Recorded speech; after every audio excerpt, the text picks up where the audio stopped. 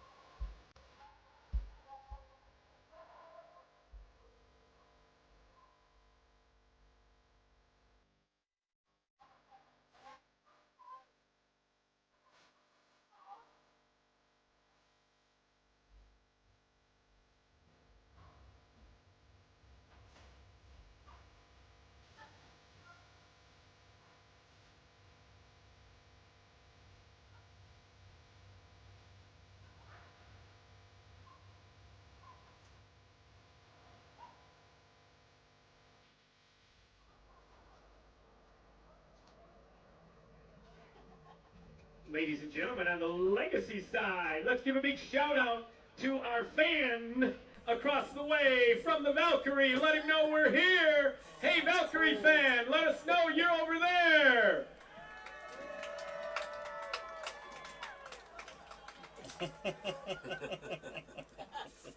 Brutal. Brutal, good. Again, ladies and gentlemen, the 50/50s are being sold at the ticket booth. And you can get into that to help Lily and Wyatt out. Both of those kids are part of this team squad. Wyatt, son of number 36, Tiff Richard, who is on the IR, and his big sister, number 11, Bailey Richard.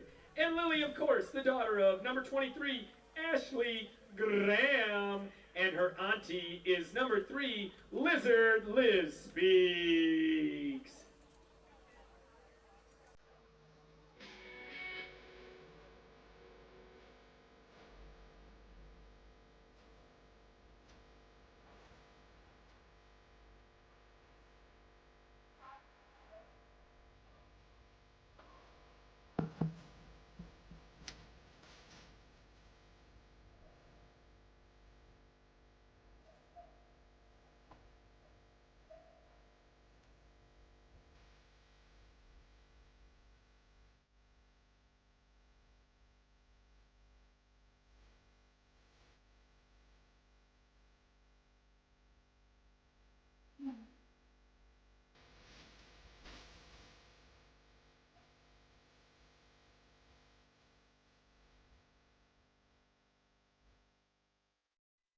As we prepare for the kickoff, ladies and gentlemen, we are going to honor some wonderful individuals this afternoon at midfield. We're going to honor some great military participants in today's contest, and we honor them as today is our military honorees evening game. Give it a couple of minutes while we prepare for that.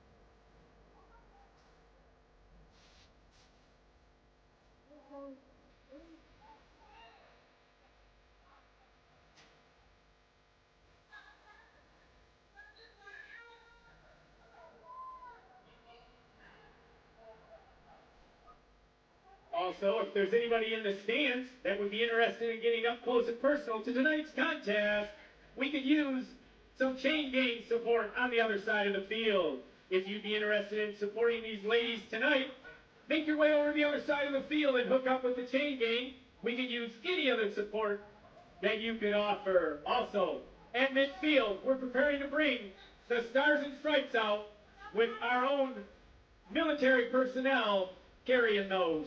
We also have an honoree from the East Tennessee Valkyrie as well that will be coming to handle one of these flags. Ladies and gentlemen, first, number 3, Elizabeth Speaks, Sergeant with the Army National Guard. Number 22, Jessica Berry, E4, Senior Airman, Air Force. I guess I'll put the other one. Number 24, Sky Van Houten, Staff Sergeant, Army National Guard. 26, Erilyn Robinson, Sergeant, Army Reserves. Our coach, Mr. Jeffrey Gwynn, Private First Class, United States, Hoorah Marines. And ladies and gentlemen, from the East Tennessee Valkyrie, number 11, A.J. Smiley, Corporal in the United States Army. One more, your clock runner this evening, his son, Jason Showalter, Master Sergeant, E8, currently 20 plus years in the United States Marines. Thank you all for those who served, and for those that are still serving, check out that Military Day merchandise over at our counter. Ladies and gentlemen, as I always say, at this time, please, the Star Spangled Banner recalls our past and the ongoing fight for freedom, freedom of diversity, and it's our responsibility to promote respect and equality for all. So let us be united, forming our legacy in those efforts this evening, as we join together to share in this amazing contest, forming our own legacy. And now with the playing of our national anthem. Gentlemen and ladies, as we prepare, please show your respect for those serving and those who have by removing your hats, your hand over your heart. If you served and currently are, please offer the salute you earned and learned with the Star Spangled Banner. Oh, say, can you see by the dawn's early light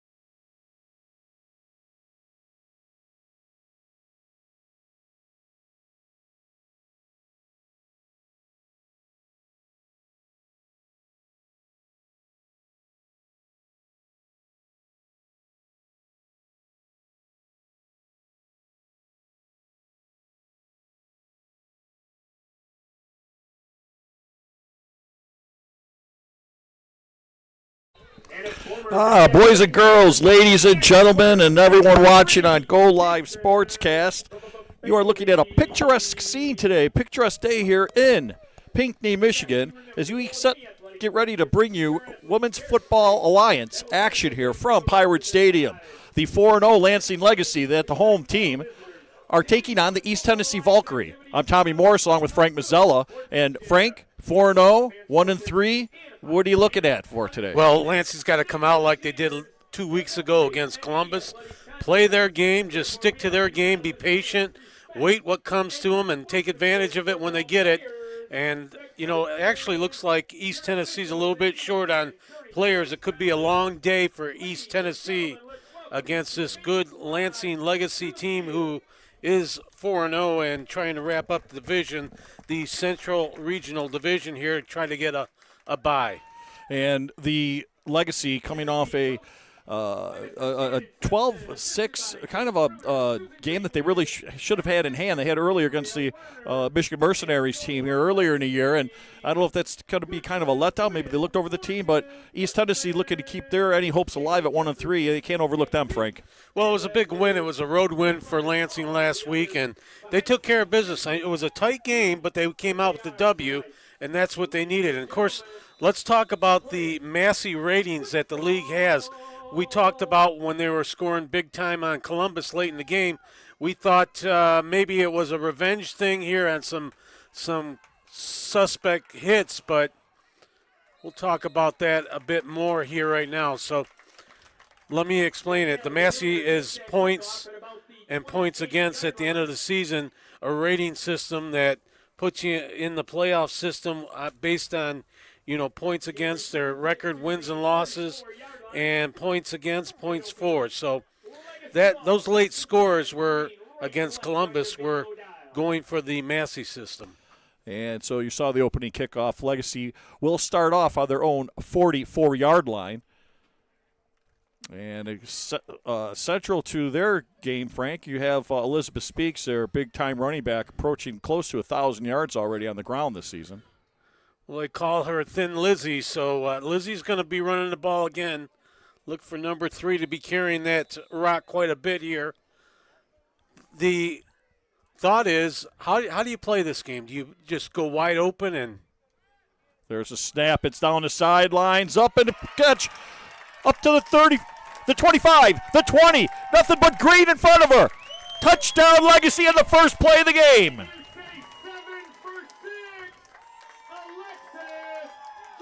Well, here it is on the replay. Just a quick pass to the outside. She cut to the inside. All green pasture in front of us, like carrying a bottle of moonshine into the end zone. And quickly, Lansing strikes first. Boy, big, quick, something East Tennessee certainly did not want. First play of the game, and what a great start for the Legacy. The lineup for the extra point here. First play of the game, if you're just tuning in, you're watching the extra point. Snap. Oh, a little low. Couldn't handle the snap. It's blocked. That'll be it. 6-0. Legacy start out here. Well, there you have it. First play, a blocked extra point attempt. And here's where we stand at 6-0. And Lansing strikes quick. So, the East Tennessee team's going to have to answer if they want to keep up with the Lansing Legacy here today. So we had a lot of sunshine earlier. Both teams were out doing some warm-ups. I did notice that looks like East Tennessee was looking at a lot of formations, a lot of options, and short strike passes to the outside. So we'll see if they implement that into their offense. But, again, Frank, with the heat on the field, it is warm down there. These teams are going to have to stay hydrated. And, as you mentioned prior, East Tennessee with a very short bench here. Yeah, a lot of the players on East Tennessee are going to have to play both ways, offense, defense, maybe some special teams thrown in there. It's going to be tough with the heat today and the way Lansing's playing. Here's our officials for today. Referee Jason Bailey, umpire Eric Thomas, head linesman Brandon Sneed, line judge Phil Miller, and back judge is Jackie Clark. Both teams with a strong kicking game, which always plays into effects for your special teams. Fielded at the 23-yard line, bobbled there. Pick up at the 30 to the outside. Scampers for about 7. He gets plastered there on the sidelines as for the Kaylee Cox for the Valkyrie, and that's where they'll start at the 27-yard line. Lansing Legacy serving breakfast all day, pancakes here in the early going is that plaster on that kickoff. and Lansing ready defensively and offensively. My bad, the 37-yard line. I was just seeing where they were scraping that number off the Valkyrie player on that hit. Don't have to pay attention to the sticks on a hit like that. Usually leave some jersey number decal on there on the spot. So we'll see how East Tennessee lines up. A.J. Smiley. There's a handoff. Nothing going on. Looks like a loss of one and a beautiful defensive play there. Well, no big surprise there for Lansing. Quick handoff and went to a little juke move to the left, came back to the right, got wrapped up, and a loss of maybe a half a yard there, 1 yard.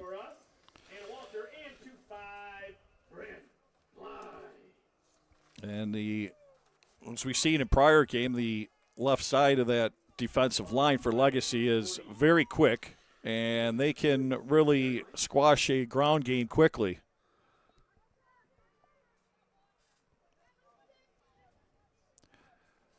Second, then they mark it back to the line of scrimmage. Smalley handoff inside, and nothing going on there on the left side. Barely got back to the line of scrimmage again. It'll be third down. Well, they're going to have to try a little bit different here. It's kind of predictable on third down here.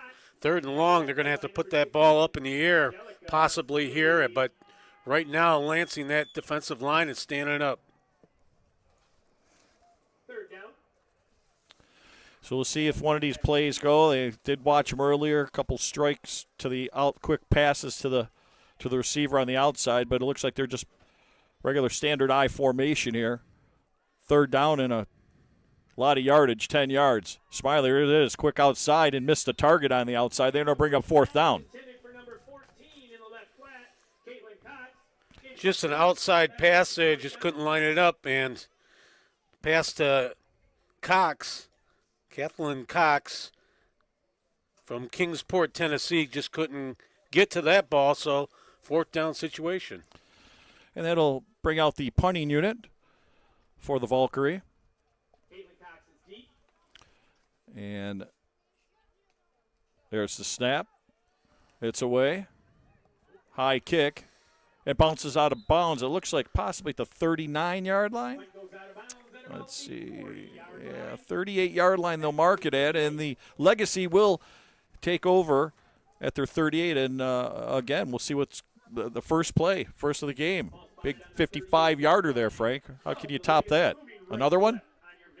We'll see what they got going here. So we were talking earlier about the Massey ratings, and here they are for the Division II, Division I, and Division III. Lansing currently ranked number 2 in Division II. So with their 4-0 record, if you look at the rankings on the WAFA site, you'll understand that more offense, defense, points. That's a lot of rankings on where they're going to be in the playoffs. And so points matter, as Frank mentioned earlier.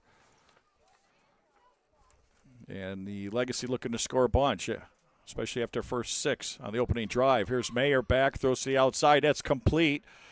But right there on the defensive end of the play, dropped, right, maybe got back to the line of scrimmage. So they get the ball again. They go to the left side trying to get somebody out there in the flank, and they throw it. Only couldn't break loose this time as East Tennessee was looking for that pass again here on first down.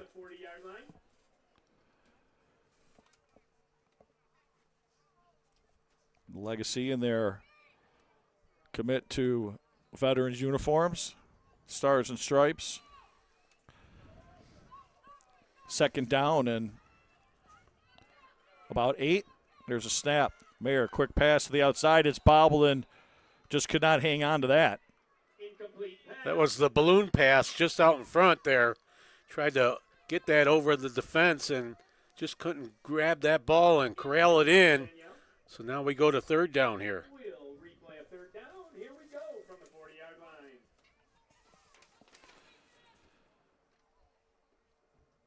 So Valkyrie are trying to look and hold them after a quick strike on the first drive of the game. If you're just tuning in here, on Go Live Sportscast. In motion, the snap.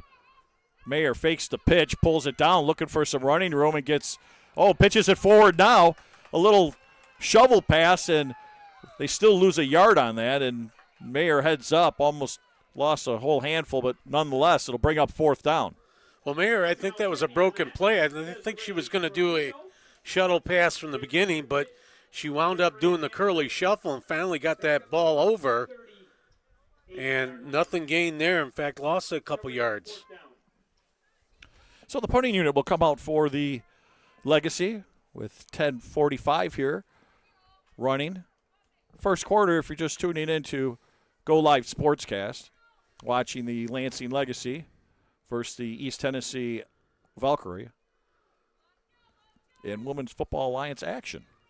Beautiful day here in Michigan. There's a snap, the punt's away, hit off the side of the foot, gets a Legacy bounce all the way to looks to be out of bounds at maybe the 31-yard line, and that's where East Tennessee will take over on downs. So East Tennessee, they need to keep this game close, and they made their defensive stand right there, and now they have the ball, so we'll see what they do. I guess if you're looking from East Tennessee's perspective, they need to eat up a lot of clock to keep this game close.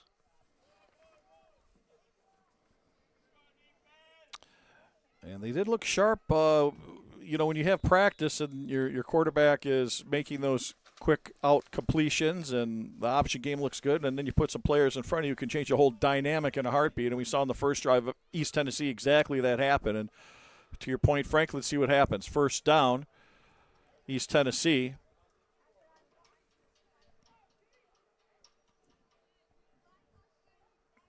There's the pitch. Nowhere to go. Tries to make some room, a little juke inside, and gets about 4 yards on that, and a nice little run by Jamie McKay. So it looks like they're trying to run to the right of that line right now. Tried to string it out a bit. That didn't help, but they gained a few on that run to make it about a 2nd and 6? Yeah, that's what you want to do. Get 4 or 5 yards on the first down. It opens up the whole playbook then. You can, run and the teams can't cheat on you. They got to kind of lay off the second zone there with your linebackers and opens up the playbook a little bit for them. And we'll see if Tennessee can take advantage of that first down run. Smiley. Pitch to McKay. McKay meets a couple defenders there and will lose a yard. A good defensive play there by Lansing. They knew something was coming on the ground. Again, they went to the other side. They sniffed that out, just strung the line along, and I think they lost about a yard there.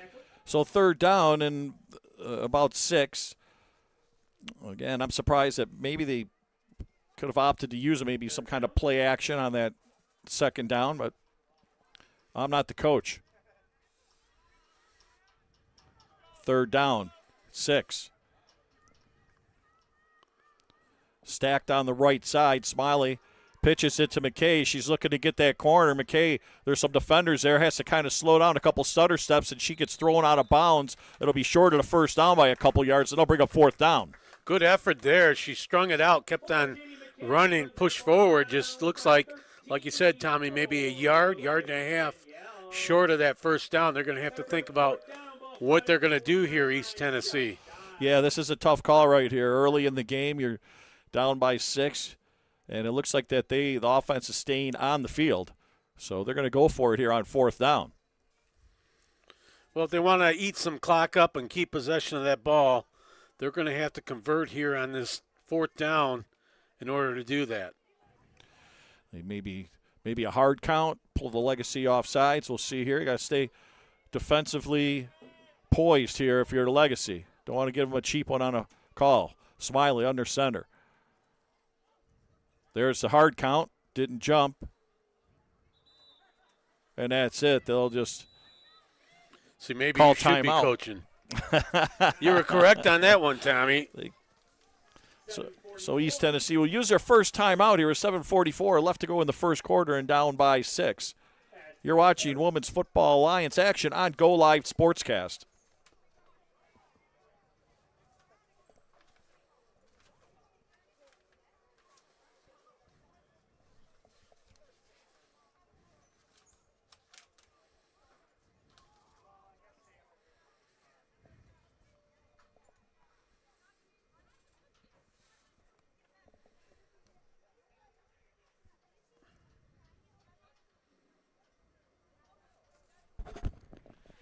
jerseys are killing me. I mean, you can see them kind of here when they're closer to us. They get out in that sun and forget it. They just like disappear. You get out there, forget it. I mean, look at them. You can't pick up the.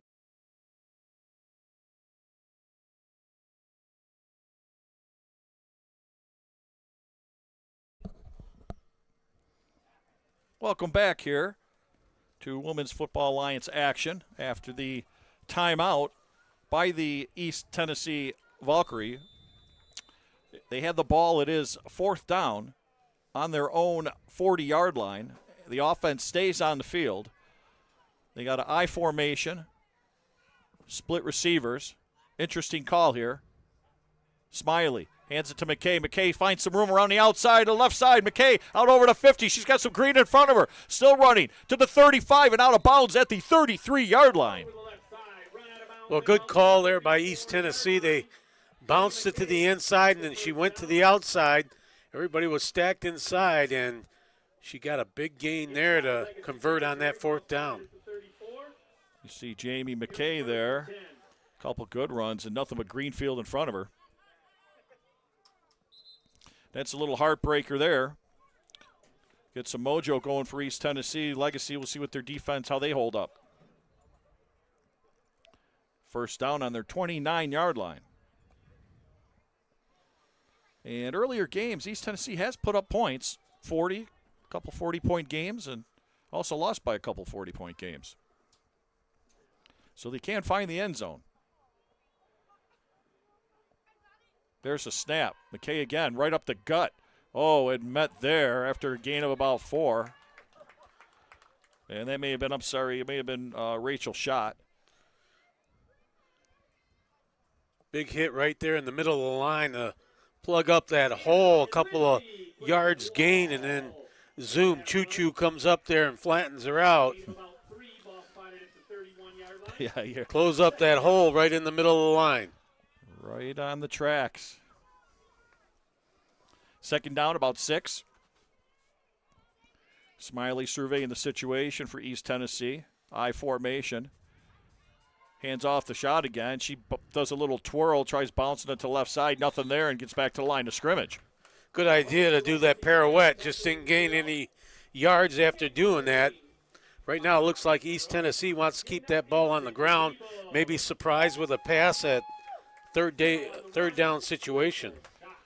Again, I'm surprised they don't utilize that 2nd down for some play action, and got to keep that legacy defense. They have some fantastic defenders. Big line, big offensive line, fast, and also their linebackers can move. Smiley gets the snap, hands it to the right side. McKay does a little inside step and gets close to the 1st down. She'll still be about 1.5 yards short, 4th down. Well, East Tennessee's got to be happy with the situation they're in right now. Deep in Lansing's end here, just inside their 30-yard line, eating up clock. Clock is just rolling. 5 minutes and some change left to go here in the 1st quarter, and down only 6-0. Keeping that defense on the field on this beautiful day, but it is really hot on that field, that's for sure. 88 degrees here in Michigan today. Beautiful skies. Pinckney, a little outside of Lansing. Beautiful area. If you're out vacationing, come around this area in Michigan. Gorgeous this time of year. I formation. Nothing's changed. There's the drop, though, from Smiley. She's looking left. She'll lug it out to the left side, and it's fought for there. It's caught and down to the 6-yard line after a fight for the ball, but the Valkyrie receiver, Caitlin Cox, comes down with it. And just like that, they're threatening inside the red zone. Well, that pass, she came out and threw that pass, and both teams were battling to see who would get it. And finally, East Tennessee gobbled it up and got a few yards after making the catch. So a couple big-time plays for East Tennessee, and they're knocking on the door here. 1st and 10. At about the 8-yard line, they'll mark it. I formation again. Nothing changing the formation. Look for the East Tennessee. There's McKay up the middle. She gains about, looks like 5 yards on the plate at about the 3-yard line. Good drive here by East Tennessee, mixing it up. Last play was a pass. This play run right up the middle. Little smash ball football. So second down. So you have a lot of options here, Frank. You can do a fake. I'm looking for. They were working so much on that option play. I'll see if they string it out to the right here. Looks like they got a little T formation. Here it is. There's the snap. McKay gets it, met by a defender, steps inside, chugging a couple defenders with her, dragging, still not down, finally gets pushed back to about the original line of scrimmage at the 3-yard line. Looks like that was Jamie McKay with that ball, number 4. She tried to string it along, just got gobbled up by Lansing. Good defensive play to stay with that ball. Yeah, Lauren Ward on the tackle, as you mentioned. Following that play, not getting too strung out there defensively. McKay had nowhere to go. Another big third down here for the Legacy. I would imagine even at this point, if it gets to 4th down, that East Tennessee will go for it. So you're looking at 2 downs here for East Tennessee to punch it in from the 3-yard line. Clock winding down, 2:35 left here to go in the first. There's a T formation again. Quarterback, Smiley trying to get it pushed into the end zone. She's there to the goal line. It's close and not in. The Legacy defense holds up. Right now, East Tennessee bringing out everything in the playbook. Quarterback sneak. We got a timeout on the field. Looks like that one's just inside the 1-yard line. Just outside the... Just inside the 1-yard line I'm looking at right here. Yeah, it's like the touch of the football almost. And East Tennessee's got to be happy with 2:17 left to go here in the first quarter. Only down 6-0 and inside the front door looking to go into the kitchen. And that was the blocking techniques for East Tennessee. They were also working on, just for this situation, they were working on goal line. And, you know, the coaching staff were showing them, instead of just pushing the player after the snap, if you're on the offensive line, that, you know, you want to get up and under your defensive player, get under those shoulder pads. And I saw the coaching staff showing them that earlier. And this could be one of these moments where these players remember that and say, hey, you know what, that works for East Tennessee. And we're about to find out in a couple seconds here. Hey, we got some exciting action coming up on Go Live Sports. Got the floorball championships coming up, Frank, from Chicago. USA floorball as USA takes on Canada June 19th, 20th, and 21st. And we'll talk about that a little later on in the telecast. Here we got big 4th down here, goal line situation. See if Smiley calls her own number, gets a push, and she does. And there's a flag on the play as they do push her into the end zone. But there may have been a false start.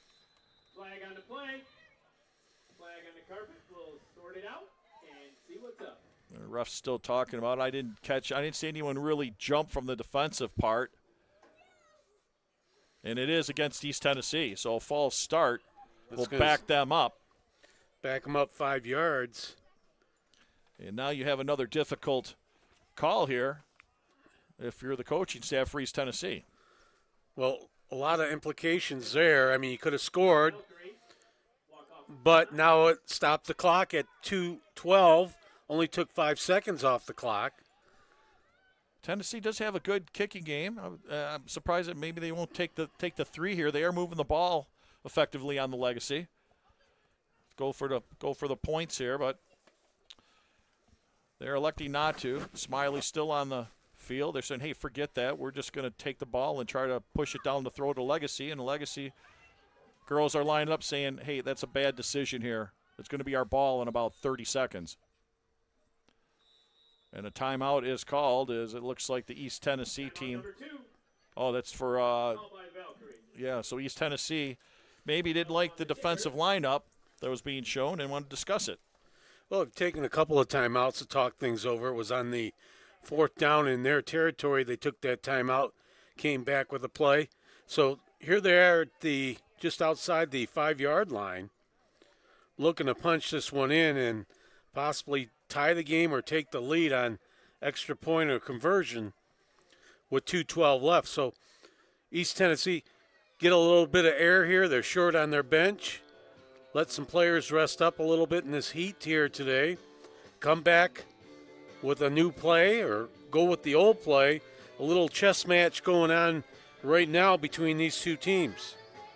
Let's talk about the standings in the Central Region. Lansing Legacy at 4-0, looking to make it 5-0 today. Right on their tail is the Derby City Dynamite, that is, with a 3-1 record. So Legacy could really make a mark with a win today. Extend their lead in the standings. Right now, 4th down and 6. Here's the pitch. Outside, he's strung it out. Got some room on the outside. It's going to be a race and nothing going there. Gang tackled on the sideline, and the Legacy defense comes up big, and they'll take over on their own 6-yard line. Good defensive play. They tried to string that line along. They didn't fool Lansing. They just kept on running to the far sidelines with the East Tennessee. And huge defensive play there by Lansing to get this ball. So that's a heartbreaker for the visiting team. Legacy takes over on their own 5-yard line. Now 1st and 10 at the 5-yard line, they'll mark it. Now, if you go back and they would have punched that in at the inside the 1, we're sitting at a tie game. One play can control and turn around one game. Either you keep it close. Now, Lansing has the ball. If they do have a huge drive, it separates. They come in, they go in 13-0 instead of 7-6 or 8-6. And I'm anticipating here that you'll probably see Elizabeth Speaks here quite often. There's the pitch, there's the handoff, and there's some open room on the right-hand side, and it finally tackled, but not before she gains 12 yards on that play. Well, that's her average, 12.7 yards per carry. Got to keep with the average if you're going to keep with the average. And that was straight, big hole there off that right side, and Speaks takes advantage of it. 1st down.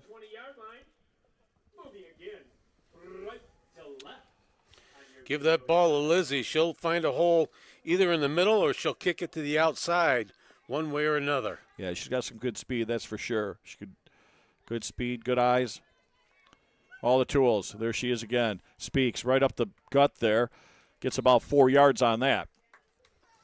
Nice little juke move. She could have lost some yardage there, but she cut it to the inside and gained a few. So now you're looking at 2nd down. I see what they're going to end up calling here. Be surprised if they don't keep it on the ground. But Mayer does have an arm. She's accurate. And we'll see. Mayer in the shotgun.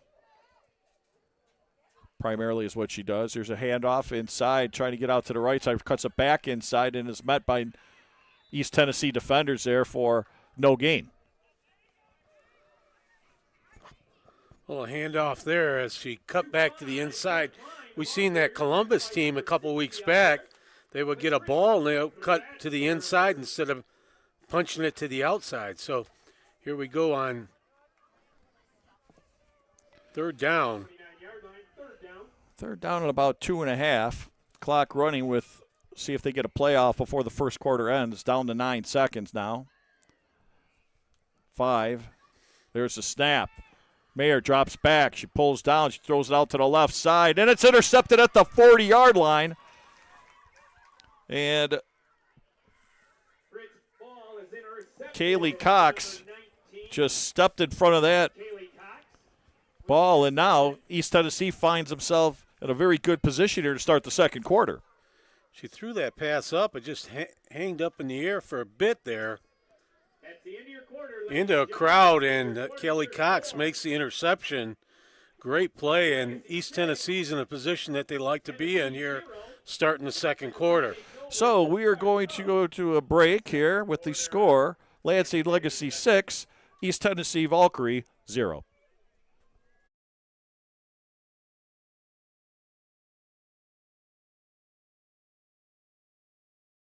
The family's visit to the forest inspired a beautiful question. Mother, mother, am I a tree? You tell me to stand tall. You tell me to stay rooted. I think I am a tree. My child, of course you are. But what kind of tree will you be? The kind to hug or the kind to climb? Doesn't matter what you choose, so long as you choose to be a tree that's kind. Make the forest part of your story at a park near you. Find one at discovertheforest.org. How prepared is your family if a tornado shows up at your doorstep, or a flood, or a hurricane? You can't just turn away a natural disaster. That's why it's important to go to ready.gov/plan now. It has the tools and tips you need to make an emergency plan with your family. So if disaster comes knocking, Let's go. you'll be ready. Cast, second quarter action. If you just missed Tennessee taking the ball on interception at the end of the first quarter, they begin the second quarter here. A.J. Smiley gets the snap, throws it to the outside. There's that quick pass. It's complete, and they get about 8 yards on that. Well, as you said, Tommy, that interception and starting the second quarter here, that defense of Lansing's back on the field in this hot day here after making a big stand down on their end. Yeah, that was a long drive for East Tennessee. If you're just catching action, they had the ball for quite a few minutes there. Long drive, and to your point, Frank, that defense now back on the field for the Legacy. Beginning opening moments here. A.J. Smiley for the Valkyrie, up under center. There's a snap, handoff to McKay. McKay, first down, gets about 4 more yards after that finally, and she's drugged down at the 26-yard line. Good run there to the right side of the offensive line. Just the offensive line right now for the East Tennessee team, starting to string them out a little bit and making some holes for the running backs. So a lot of that, what we spoke of earlier, the East Tennessee warm-up really consisted on those formations, the options, that quick out pass to the receivers, and they've been utilizing it very effectively here in the early moments of this game. I should say, well, yeah, it is early moments still. Early second quarter here, 13:30, running on the clock. Smiley, same formation. She drops back. There's another quick strike. She gets Cox on the outside, a stutter step, but Cox is met by a bunch of defenders trying to rip the ball out, but she'll gain only a gain of about 1 on that. Good catch there by Cox as Lansing was trying to strip the rock from her. She held on to it. No gain there, maybe 1 yard.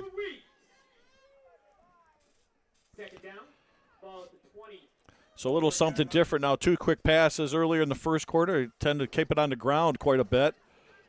I think we were both surprised they didn't use a little bit play action. And now a couple quick strikes.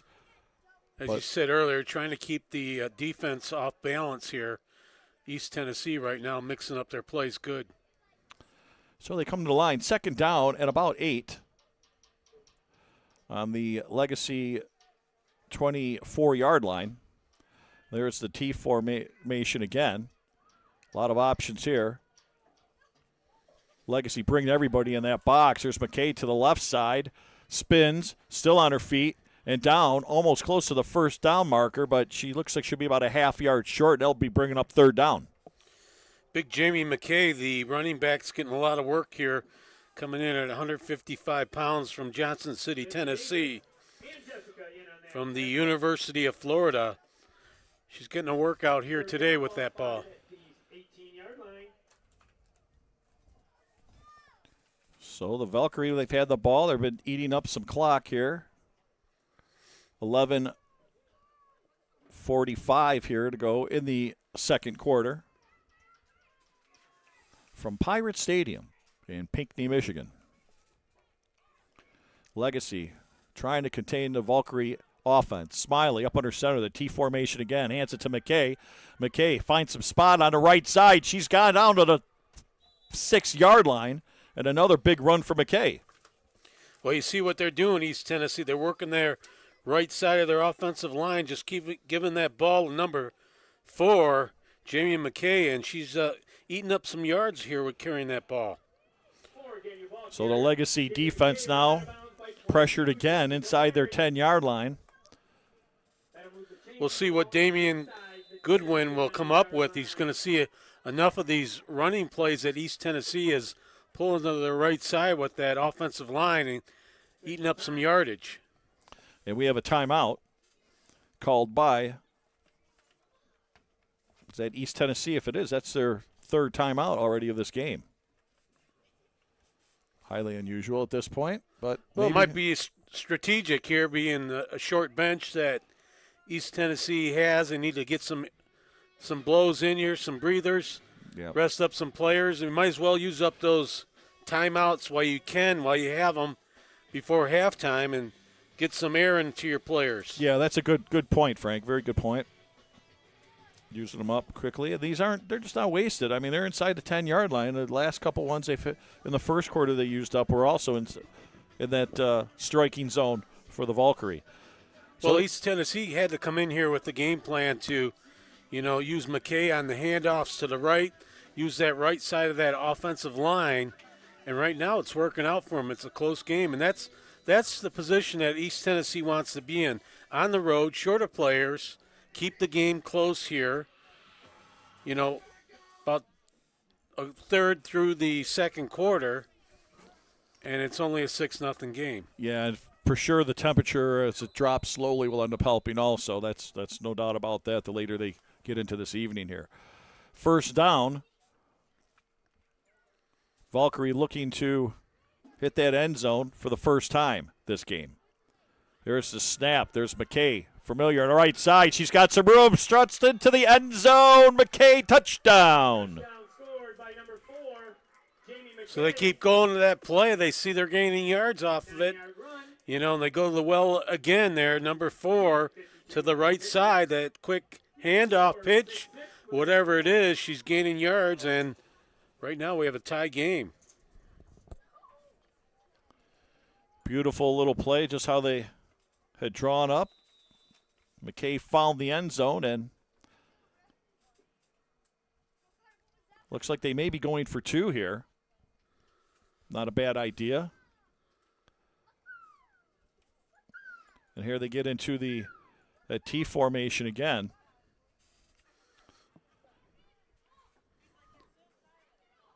Two-point conversion. There's the pass, and they make it. Well, he changed things up there, a little pass. Everybody was looking for number 4 to get that ball again, Jamie McKay, and they just fluttered that one into the end zone and take the lead here, 8-6 on the 2-point conversion. Little quick cut inside slant route by Caitlin Cox, and that puts the Valkyrie up 8-6 here. Unusual, I guess. If you had an 8-6 on your football squares, you're looking pretty good. Well, it's where East Tennessee wants to be at this point in the game. They've got to be happy.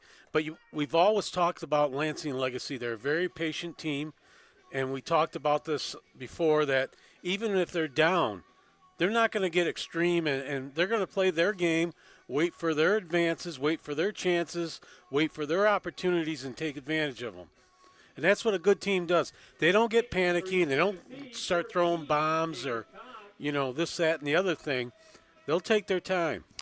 Yeah, and that's why they are 4-0. They do have a well-balanced attack, to your point, Frank, and they can run the ball, they can throw the ball, and they don't draw a lot of penalties. They don't get a lot of penalties against them also. You know what I mean? You don't see the flag dropped on them often. So with a combination, it's no wonder why they're 4-0 and sitting on top of their division and second overall in the rankings for the WFA. Here's the kick to the 30, up to the 40. A little stutter step inside, finds about 10 more yards, grabbed and drugged down at the 49-yard line. Will the start at East Tennessee on their side of the field. So that's a good return there. Start off just inside the 50 on East Tennessee's side, and they'll work their plays here. You'll see, no hurry. You know, we're going to play our game. We're not going to get out of our game because we're down by 2 points. We're going to control the pace. We're going to do what we want to do. We're not going to be in a hurry. So we have 10:41 here on the clock in the second quarter. The Legacy find themselves down by 2 points as they set up on first down. Little last-minute directions. Mayer's giving the running backs 2 backs on each side. There's the snap. Mayer speaks, looking around, trying to get that corner. She does, gains 2 yards, 3 yards, 4 yards, and finally drug out of bounds at the 46-yard line. Trying to string that one out, the pitch out to Speaks, and Speaks got about 3 or 4 yards on that one. So we'll see what they have in the playbook. Nothing fancy. Maybe Speaks again. Second down. A long 6.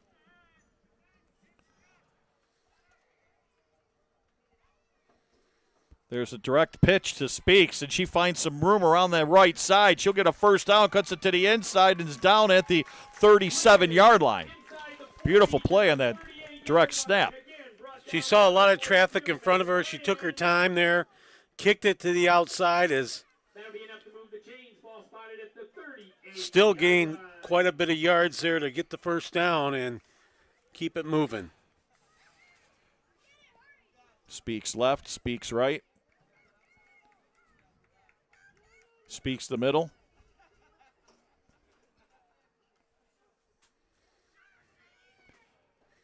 Fresh set of downs here for Lansing.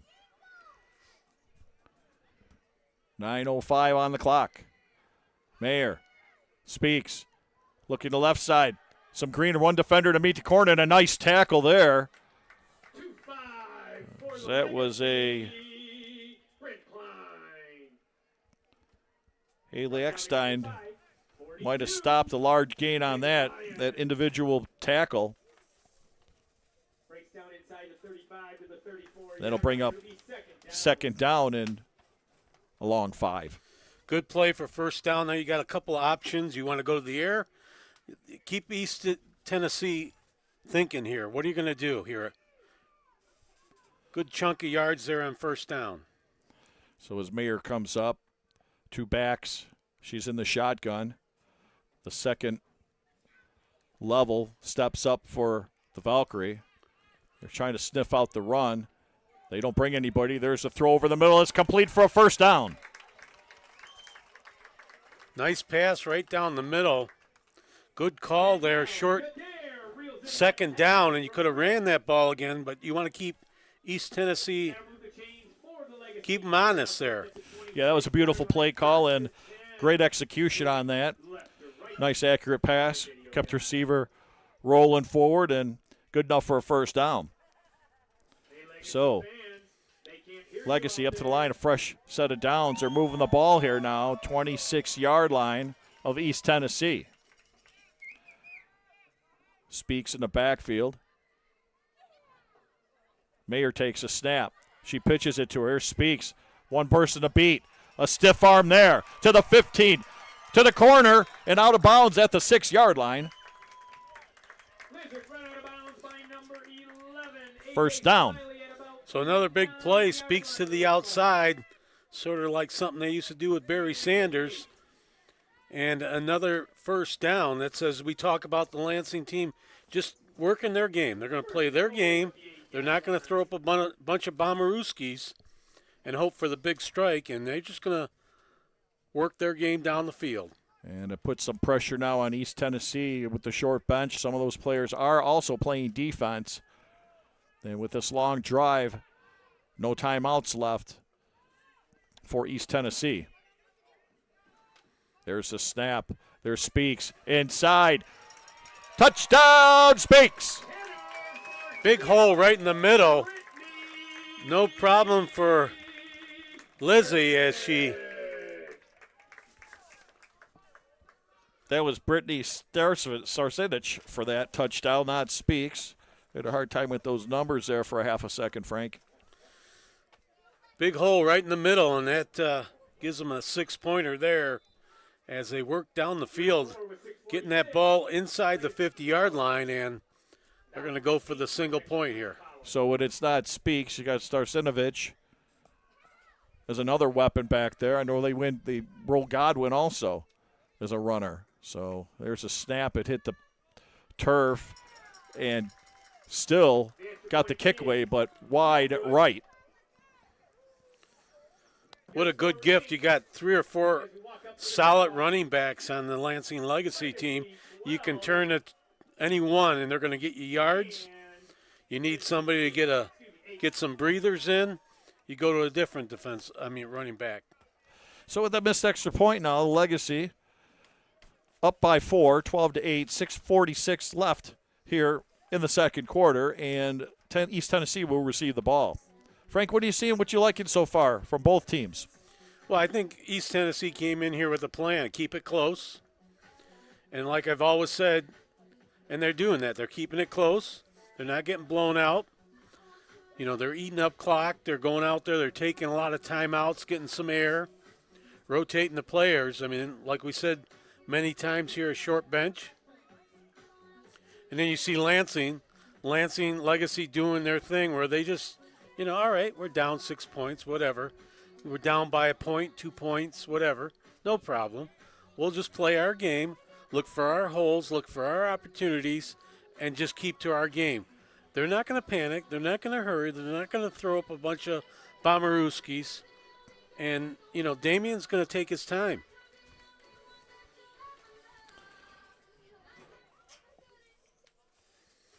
And here we get set for the kickoff. Valkyrie down by 4 points here. We'll see how they answer after that touchdown by Starcinovich for the Legacy. Well, football does not want to cooperate off the tee, and hardly any wind out here today. It's a surprise, but needless to say, they'll set it up, and here we go. Here's the kick. Bounces down at the 24 and out of bounds. A flag on the play, and that will be added on to the kickoff. And Valkyrie will receive the ball on their own 30-yard line. It looks to start off this first set of downs here. 6:46 left here to go in the second quarter, and down by 4, East Tennessee finds himself. So just like in any sport, Tommy, when your team gets down, it's how you react to your team that's down. Do you react in a panic way, or do you just take your time working your game? And that's what Lansing does. They just take their time. They don't divert from their game plan at all. They're going to play their game. They're not going to play in the opposite team's game plan. And it's like that in any sport. You can do that in hockey. You can do that in basketball. And it's always the pressure. You're going to take the pressure of being down and panic and run some plays that shouldn't be run by then, being down a few scores. Like right now, 12-8. The game is still close. East Tennessee's going to take. So we're going to see how East Tennessee responds being down 4 points here. So they had offsetting penalties on there. They had the offsides on the kicking team, and then they kicked it out of bounds on the on that play. So East Tennessee elected to take the ball on the 35-yard line here. First down here as A.J. Smiley will line up in the shotgun for East Tennessee. 6:46 here in the second quarter. There's the snap. There's the throw. Quick spot to Cox. She steps inside a tackle, runs right into the arms of a defender, and may have barely gotten back to the line of scrimmage. So quick outlet pass there. Nothing happening. They sniffed it out, Lansing did. Knew it was coming. We're going to have to see when the next pitch to Jamie McKay comes. Number 4. Look for number 4 on the field for East Tennessee. Go back to that weapon that got you into the end zone. Jamie McKay working that right side of that line offensively for East Tennessee. So 2nd down, and they marked barely a yard on there, so it'll be 2nd and 9. Tennessee lines up. We got their backs split in a T formation. The old blitzkrieg formation. There's the snap. There's the pitch. Trying to get to the outside. Met there. Misses one tackle. And then finally gang tackled it right back to the line of scrimmage by the Legacy defense. To pick a number on that one. Well, East Tennessee went to the left side because they were on the far hash mark. Less field over there. They tried this side. Not enough room to string that one out and gain good yardage for East Tennessee. Yeah, way to be disciplined defensively. Megan Lyons for East Tennessee just could not find that corner, and she'll get a breather here going to the sidelines. 3rd down now, 6 yards. Passing downs, but they've managed to keep the ball on the ground. McKay is lined up in the backfield along with Rachel Schott. Smiley up under center, and there's a whistle. And timeout for Tennessee that's their last timeout here with 4:42 left here to go until half.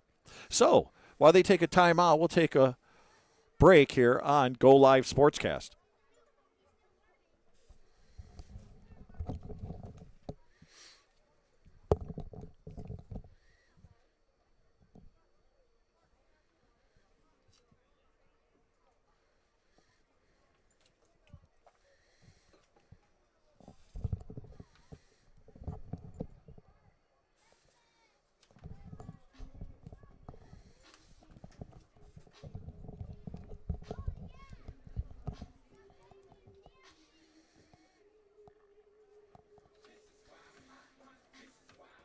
Everybody take a look up here in the press box.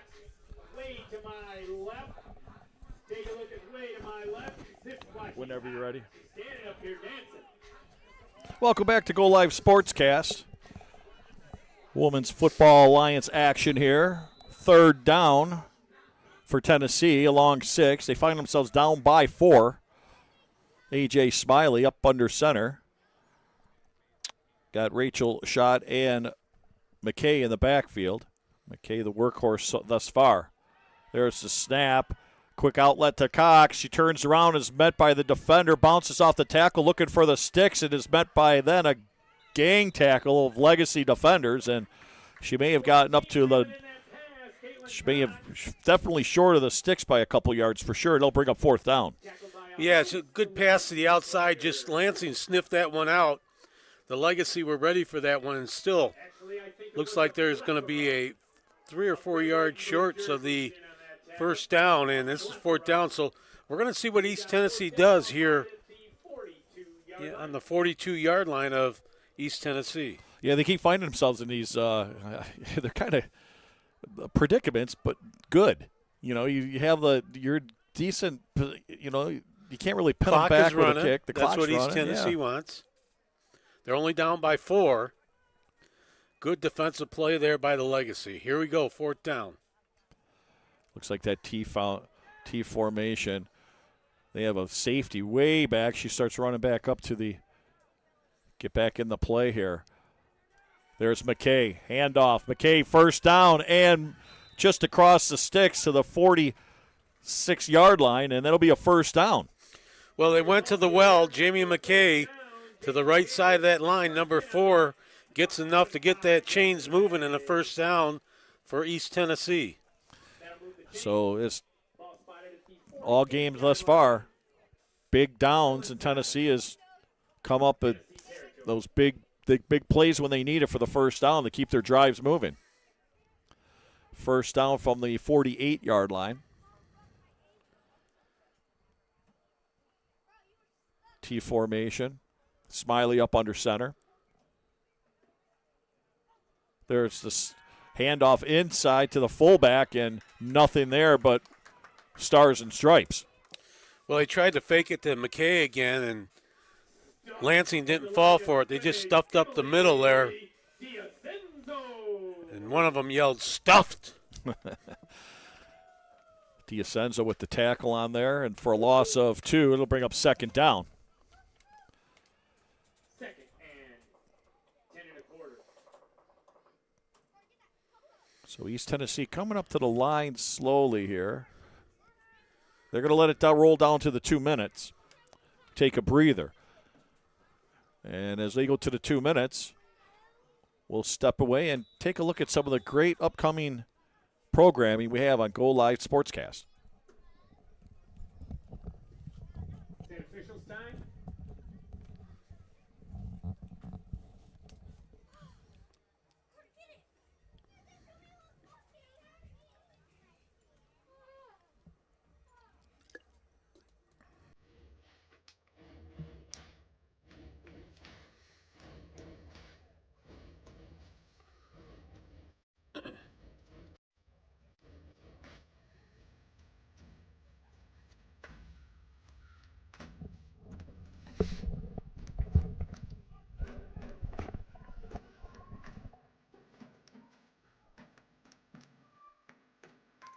Welcome back, Go Live Sportscast from Pirate Stadium. And after that timeout, East Tennessee, Frank, finds himself second down.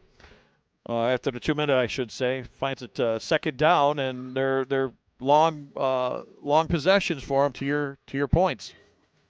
Well, they converted on that last play. This will be a 1st and 10 after McKay made a huge play again. After that 4th down, as they've been coming up big here on the 4th down. So in the I formation, East Tennessee, a couple changes in formations, nothing fancy. I, a T, Smiley under center, and handoff inside the shot. She's met by the defender. She might gain 1.5 or 2 on that. 3rd down. Just didn't kick it to the outside like Jamie McKay does on that right side of that East Tennessee line. She just kept it in the middle, just offside of the center. And Lansing sniffed that one out like a hound dog. So another big down. Clock running down here. They might want to get a little clock conservative. They don't have any timeouts left. Down by 4. 3rd down. Wouldn't be surprised if they try to see something big here. Big gain pass somewhere. They got 3 receivers split to the right side. McKay in the backfield there to the left of Smiley. There's the snap, looking downfield over the middle. Caught by shot. Oh, and thought she had it for a minute, but was stripped of the ball in a nice, what are they calling it? They're calling it looks like they're calling it a completion.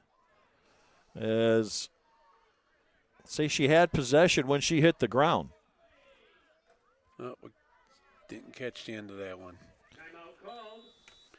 Nevertheless, they gave her the catch on the 40-yard line of Lansing, and now Lansing calls a timeout. 58 seconds on the clock. A Lansing timeout, and East Tennessee, with a good kicking game, may be able to, worst case, get 3 off this. Well, East Tennessee is playing the game that they want, and they had to play to be competitive here today on the road against an undefeated Lansing Legacy team. Now we get into, the second half. Lansing needs to keep all their starters in if this game is close. And then we go on. I hate to jump to the next game, but I'm going to, because then you're down in Columbus. And then your last regular season road game. How do you play that? You're going to keep all your starters in. You're at the point with these Massey ratings. Do you want to vie for the number 1 position? Right now, Tri-State is ahead of Lansing for the number 1 ranking in Division II WFA. So as they come to the line, a couple things to look for here. They have to get the ball out of bounds. No timeouts East Tennessee doesn't have. Legacy certainly want to keep them in bounds. I formation. There's the pitch. Here's a reverse. Well, they got him caught. There's some running room, a lot of it. Cox to the 28, 26, 25, still on her feet, still running. Cox looking around to the 10. She's strutting into the end zone. Touchdown, Valkyrie. Valkyrie with a touchdown. Beautiful run. Well, they went with a different play there, a little trickery, and it definitely pays off for East Tennessee here late in the second quarter with 44.5 seconds left to go in the second quarter. Boy, oh boy. Caitlin Cox with a fantastic run on there for East Tennessee. Good play call. Caught everybody by surprise there. I certainly was. Yeah, I was surprised too that they went to that play, and here it is on the replay. So they're going for the two-pointer.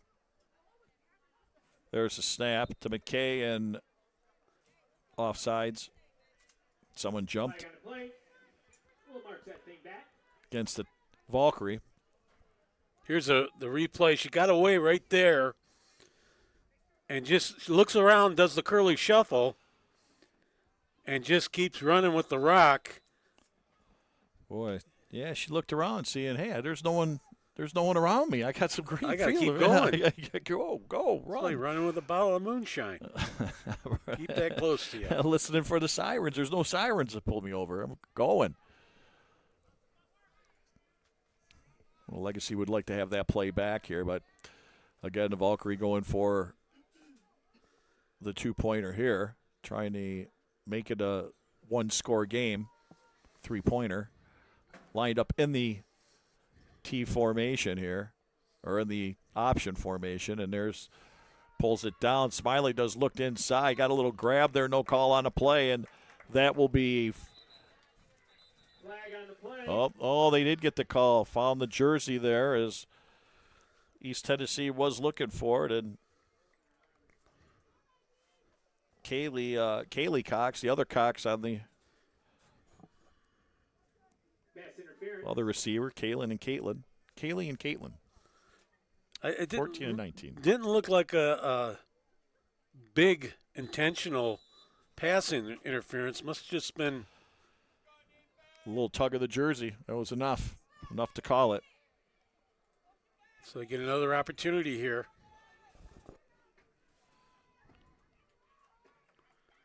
So here we go in the Blitzkrieg option formation. Here's it to McKay. McKay gets tackled beautifully on the inside, and again, the Legacy come up big on that two-point conversion. Huge defensive stand right there after the flag, and they went to the well with McKay, and she got bottled up right in the middle, just to the right side of that line. So we've got 44.5 seconds left to go. We got the Legacy will get the ball. They've got, I believe, one timeout left. Be interesting to see what we see when they get the ball. Yeah, do you want to get that ball back at about the 50-yard line? And you've got a couple of options. You want to go to Lizzie. You want to throw it out. You want to spread the defense out a little bit. At that point, you can try a lot of things. You don't have to go to one thing. You got some options with very little time left on the clock for the second quarter. And as the sun starts to fall behind the press box where we're at, the Legacy definitely the advantage with the shade now over their bench, and the sun setting right in the face of East Tennessee with that short bench. I'm thinking we're going to see a quick strike for that end zone once they get the ball, but that will play out. We'll see what this kickoff has, maybe a reverse or something happening on the Lansing Legacy end. 14-12, East Tennessee up here, approaching halftime. And definitely want you to come back for some second half action. It's a really good football game so far. A lot of action we're seeing here. Both teams pulling out some trick plays, some big defensive plays, some big runs. And it's not over in this half yet. Good kick. They let it hit the ground. It bounces high. Bobbled there at the 22. Picks up. Takes a look to the runs to the press box side. Right in your face. Cuts it up the middle and has some green. There's one to kicker to beat, and she saves a touchdown right there. But nonetheless, the Legacy will start with good field position inside the Valkyrie's territory at the 44-yard line. She almost took it all the way back. She had a seam right there, just boom, right into the East Tennessee player. They got the position they want on the kick return. Now they got to put it back in play here at the 45 of East Tennessee. So 34 seconds left here, a lot of time, good field position. Going to see a couple air plays, but then again, maybe speaks on a first down if you got a timeout here. Get a little closer. Well, there's a bee inside one of the players. It looks like it was inside Jessica Weeks' helmet there. She threw it off on the ground. That'd be a little. Yeah, that stings. Is that a buzzkill? Is that what they call that? Oh, well, we're going to bring all this. I mean, it's new definition of stinger. Yeah, there you go. So the Legacy line up. No backs in the backfield there. Mayer's going to throw it. Quick strike to the outside, complete. Brought back inside to the 39, 36, and down at the 35-yard line. Clock running, 24 seconds left. They try to line up quick here. 20. They're getting a little slow. Still trying to line up quick. Time going down. 14 seconds. They're wasting a lot of time trying to figure it out here. Down to 10. Need to ground that ball. And nope, they're going to throw it. Mayer pulls it down, feeling the pressure, loses it. There's ball's on the ground, and that'll end it. The second half will end right there. Or the first half will end right there. And we go to halftime with the Legacy finding themselves down by a score of 14-12. Well, they had a big opportunity here after that kickoff return, and they just didn't have good clock management there to close off the second half. So we'll see what comes here in the third quarter.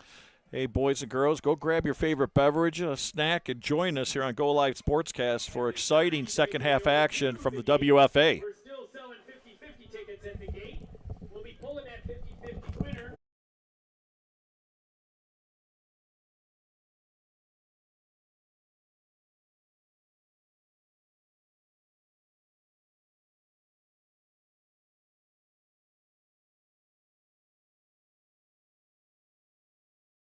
The family's visit to the forest inspired a beautiful question. Mother, mother, am I a tree? You tell me to stand tall. You tell me to stay rooted. I think I am a tree. My child, of course you are. But what kind of tree will you be? The kind to hug or the kind to climb? Doesn't matter what you choose, so long as you choose to be a tree that's kind. Make the forest part of your story at a park near you. Find one at discovertheforest.org. How prepared is your family if a tornado shows up at your doorstep, or a flood, or a hurricane? You can't just turn away a natural disaster. That's why it's important to go to ready.gov/plan now. It has the tools and tips you need to make an emergency plan with your family.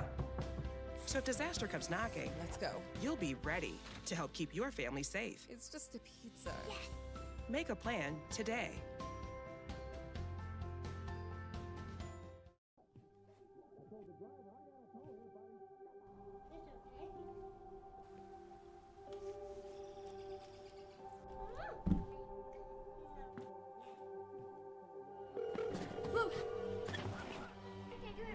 Where's your emergency? Everyone's on their way. What happened?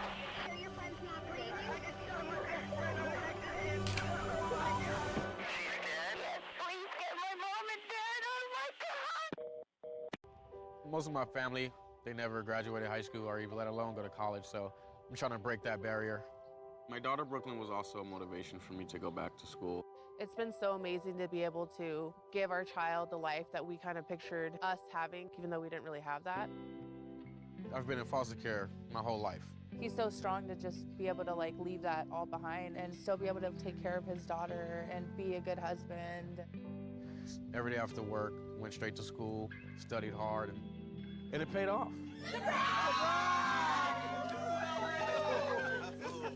I could not have done it alone. We've been through so much in our life, and he never used that as an excuse, but as motivation to do better. I see the future is really bright for me. The high school diploma is just added to the confidence, and now I feel unstoppable. Find free adult education classes near you at finishyourdiploma.org. Hey, can you chop the pineapple? Chop the pineapple.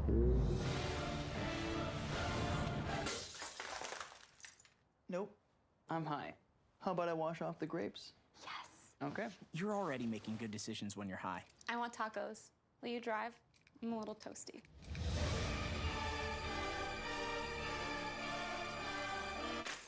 Nope, I'm high. Let's order in. Don't make an exception when it comes to driving. If you feel different, you drive different.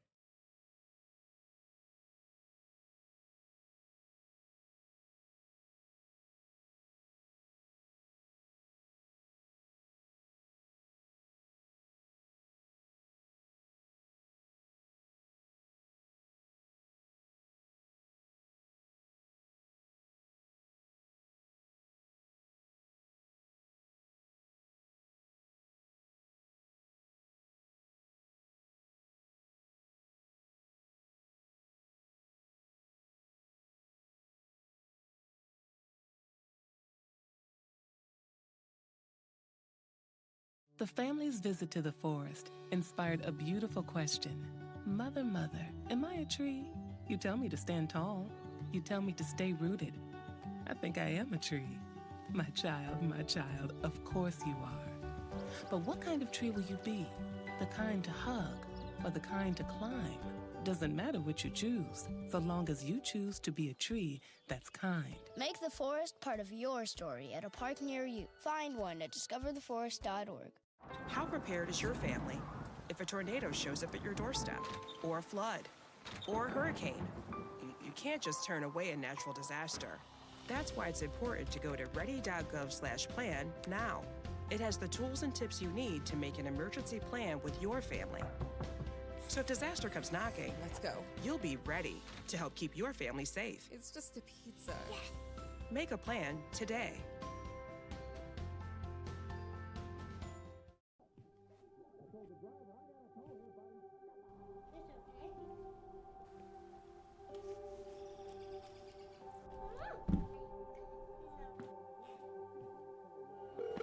Look! 911, where's your emergency? Everyone's on their way. What happened? Your friend's not breathing. She's dead? Yes, please get my mom and dad. Oh my God! Most of my family, they never graduated high school or even let alone go to college, so I'm trying to break that barrier.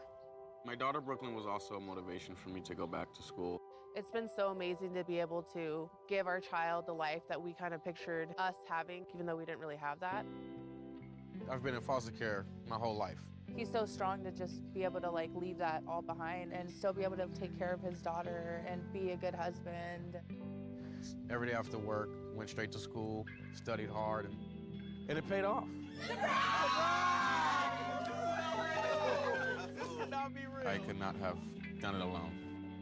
We've been through so much in our life, and he never used that as an excuse, but as motivation to do better. I see the future is really bright for me. The high school diploma is just added to the confidence, and now I feel unstoppable. Find free adult education classes near you at finishyourdiploma.org. Hey, can you chop the pineapple? Chop the pineapple. Nope, I'm high. How about I wash off the grapes? Yes. Okay. You're already making good decisions when you're high. I want tacos. Will you drive? I'm a little toasty.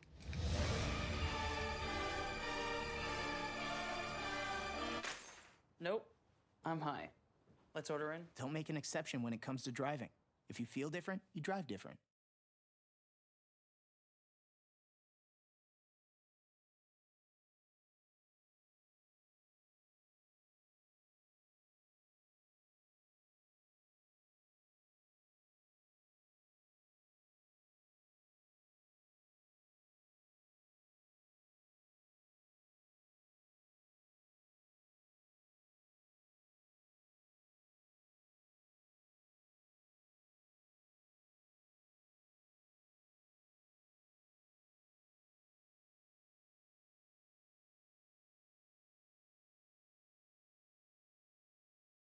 The family's visit to the forest inspired a beautiful question.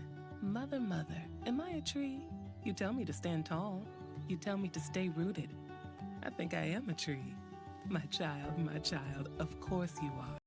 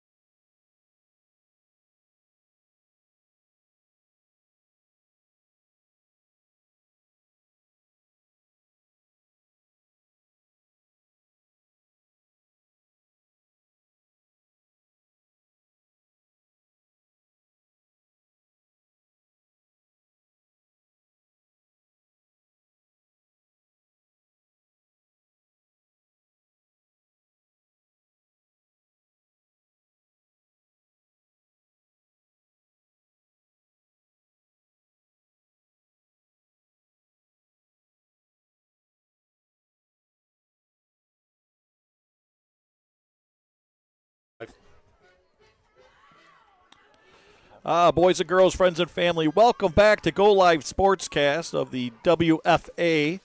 That's the Women's Football Alliance. And you are right now taking a look at the score between East Tennessee and Lansing Legacy, with East Tennessee, the visiting team, up 14-12, coming back for second half action. And Frank, your takes from the first half and what possibly to look forward to in the second half. Well, look for Lansing to be patient, as they are usually. And, they're down a few points here. No big deal. You've seen them on the sidelines talking to the players, talking to the team, what they need to do here. Here's the first play of the game where that quick pass and that quick touchdown. Here's another handoff to Jamie McKay as she scored for East Tennessee. And we talked about the short bench for East Tennessee and how the defense was on the field an awful bit. While there's the run by Sezenovic for the Legacy. And then a big play here, this reverse trick play, Frank.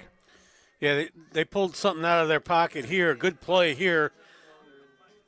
Get off of that tackle and look around. Hey, wait, I can take this all away. And she did, so big number 14 scoring that. Cox for the East Tennessee team. And we talked about the temperature. We talked about it's going down 80 degrees now, and I noticed as you see the shadows, favoring the home team, the Lansing Legacy. And Frank, I don't think they actually went across field to the sun where the rooms are. I believe they went under the bleachers here and had their talk. So it could be benefit for them. And here's the kickoff to open the second half here. To the 30. She finds herself out to the 35, looking around, trying to get that sideline corner. Will step out of bounds at the 42, where East Tennessee will start. Not a bad return there. Just get that ball around the 40-yard line, see what they can do here. Looking to milk the clock and play the same kind of first half here as in the second half. So, Frank, you noticed, you mentioned earlier that East Tennessee, they used their timeouts very strategically. They called a couple early timeouts, and then they had one that was with about 5 minutes to go that they used that before that big play, that pass play that the Cox broke for that touchdown. Well, that could be for multiple reasons. Some rest, talk about what you want to do. So it's a good call by East Tennessee. And here we go, the quarterback, Smiley, lining up under center. I formation, hands off to the inside shot, and she barely got two on the play. Bottled up right there in the middle by Choo-Choo, and they went to a different kind of handoff there, trying to spring one up the middle. That's not going to happen. Got the Mutombo, no, right in the middle. And we want to thank everybody viewing on Go Live Sports YouTube channel, chatting in the box there. Hello to all you fans. It's good to see the growth of this game and always the barrage of fan interest and the chirping back and forth in the chat box. So welcome along to today's broadcast. Here we got A.J. Smiley up under center for East Tennessee. There's the snap. She drops back 3 steps, throws it to Cox on the outside, but that was short and incomplete. Right into from the sun into the shadow there. I don't know if that had any kind of effect finding the ball on that throw, but went from the high sun into the shadow and couldn't corral that one up, East Tennessee.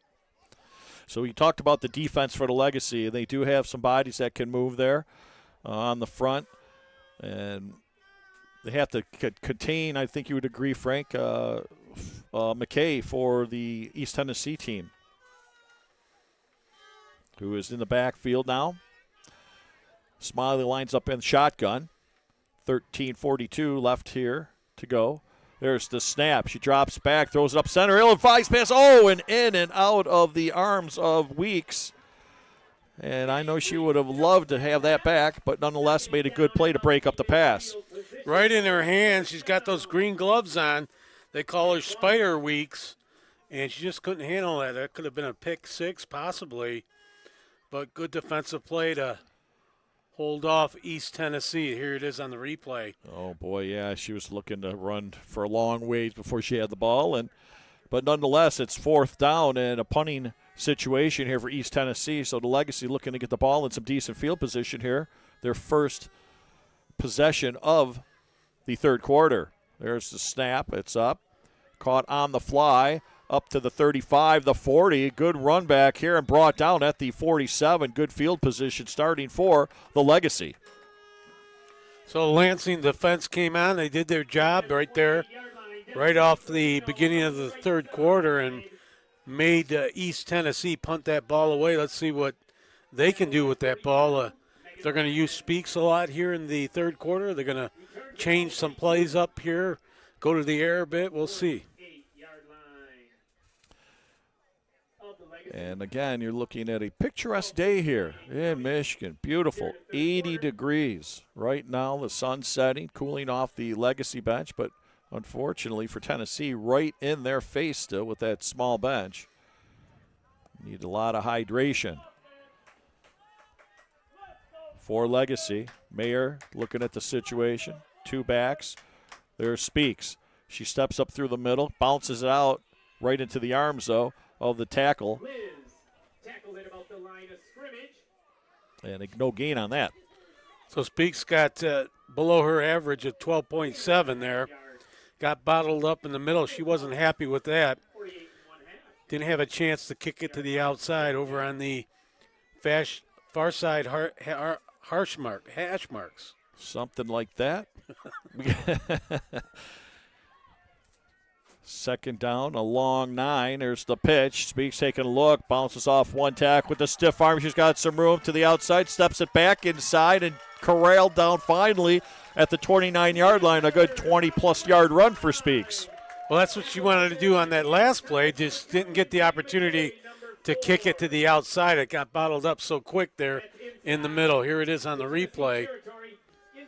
Had that whole left side to run that ball on the field. Good move to the inside, just keeping that ball in play. Big run there. Starting now at the 29-yard line. Fresh set of downs. Mayer surveys the situation. She'll pitch it. Little stutter step. Bounce to the outside, maybe for a gain of 3 on the play. Little stiff arm there. She couldn't get away from with that stiff arm. She buys herself some time. She's got her quick legs and, does that stutter step a lot. And then that next cut, after that stutter step, she finds her holes. And she must be doing a lot of the tire tube training there during the offseason. We'll see if they kick this to the right side of the line for the Lansing Legacy on this play with the open field on the right. Second down. Don't be surprised for the play action also at this point. Stepping up in the box. There's a wide pitch to the outside. Got some room there. Forward almost a first down. Will find herself maybe a yard and a half short. So they did use the right side of that field, the right side of that line, kicking it to the outside, and good run there, just not enough to get that first down yet. So Starostinovic on that run stays in the game.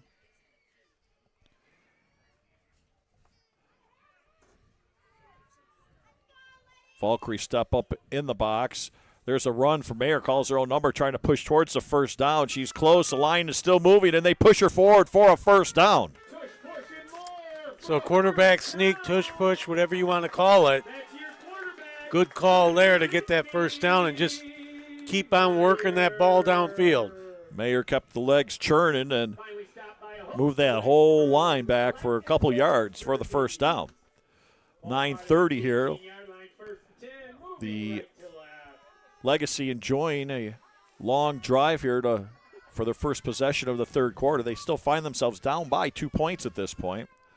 Long drive, though, is helping things here, taking some time off the clock and also wearing down that short bench for East Tennessee. Same formation. Gives it to Speaks. Speaks looking to the left side. Still has the legs good for about 6 yards before she falls forward at the 10-yard line. Just some power running right there. Get some yards, keep it on the ground. Some smash mouth football right there, keeping it on the ground. So we'll see what here. I tell you, you got 10-yard line, second down, Frank. Only a couple yards for the. You got several options down here. You know, is East Tennessee thinking to run to the right, run to the left? Maybe a screen pass? They got a safety playing deep in the end zone, so they may be playing it a little safe here. No one's jamming the box. They've got 4 up front. There's a fake handoff, play action. Hands are wide open in the end zone. Throw up and incomplete.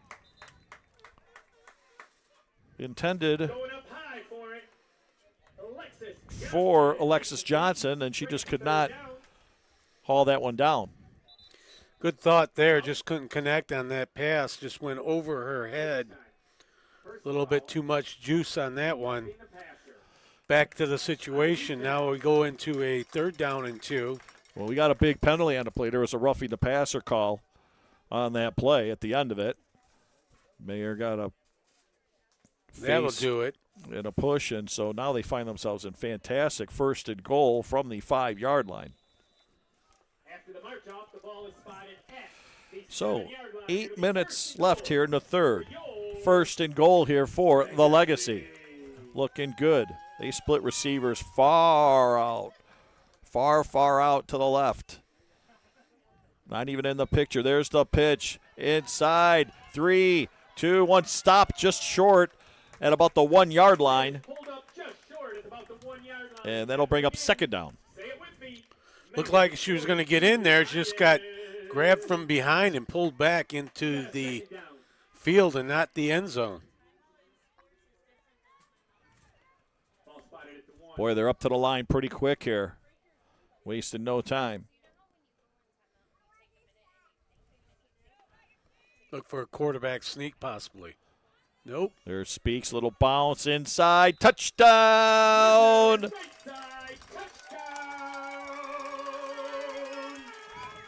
Well, no problem there. She just went to the right of that line.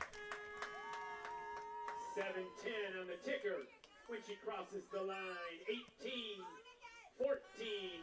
Legacy with an extra point to follow. And they capitalize on that penalty against East Tennessee, that late hit on the quarterback. And let's see if they go for 2 here, or they're going to kick it. Looks like they're going to go for the 2 here. Try to stretch out a little lead. Trying to get that 6-point lead here inside. Push, and they get it. That's good. So Legacy tack on a couple extra points to make this a touchdown game. 20-14 now as Mayer just take it into her own, bounced it in there, and again with some help from her teammates there.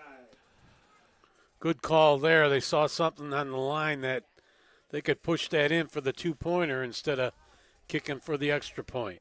So some of the upcoming broadcasts here, again, we want you to come back here the 19th, 20th, the 21st on Go Live Sportscast, as we'll be broadcasting from Chicago for 0 to Hero USA Floorball Championships, USA versus Canada from the Blackhawks practice facility here in Chicago, and that should be a good one. And also, besides, got some baseball coming up. We've got some the Extreme Roller Hockey League starting up in August, and then also coming up in July, we got the Championships Horseshoe, the nail, you right? You do any horseshoes? I do, but they tend to run. No, not put them on the horse. No, they run on me when I throw them. I mean, they roll, they keep going. They don't stop. I can't hit that nail. They just. So you can't land it in the pit? No. It's like they're on the horse. I should just try throwing the horse. I'll probably get closer. You know, I just. No, but I do enjoy to play. Who doesn't, right? Isn't it a great game? However they. It's very good to watch if you understand the game and the way it breaks down, the strategy.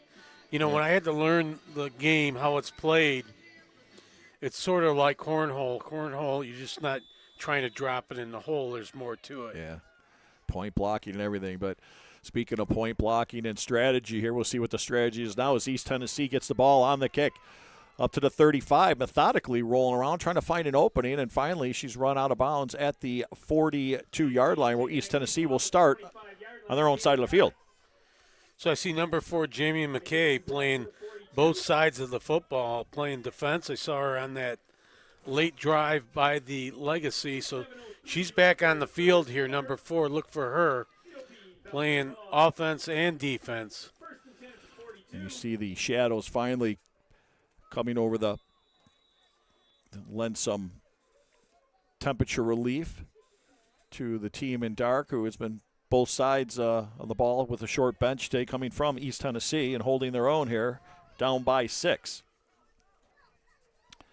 I formation, there's the pitch to McKay, who Frank just spoke about. Looking to the right, pops it into the left, and got popped. Yeah, she got that pitch out there and tried to cut inside, had a lot of field to the outside.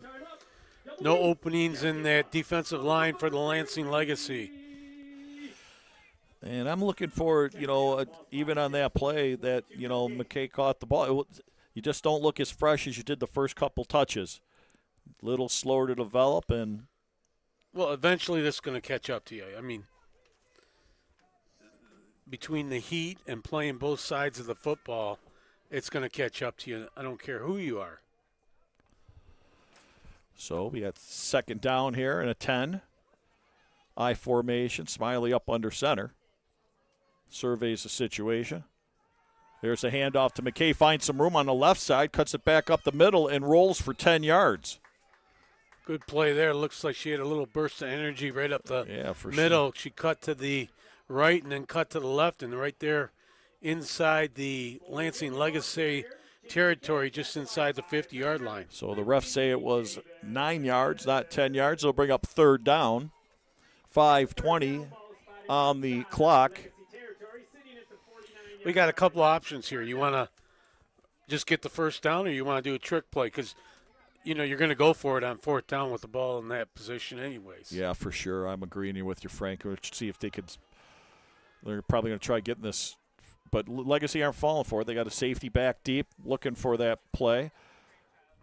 2 receivers split to the left of Smiley. I formation in behind her. She pulls it down. She's looking to the left. She throws it left. There's a wide open Cox there on the left side, and she'll get the first down and roll out of bounds at the 23-yard line. Huge play there by East Tennessee. They had options, and they went to it.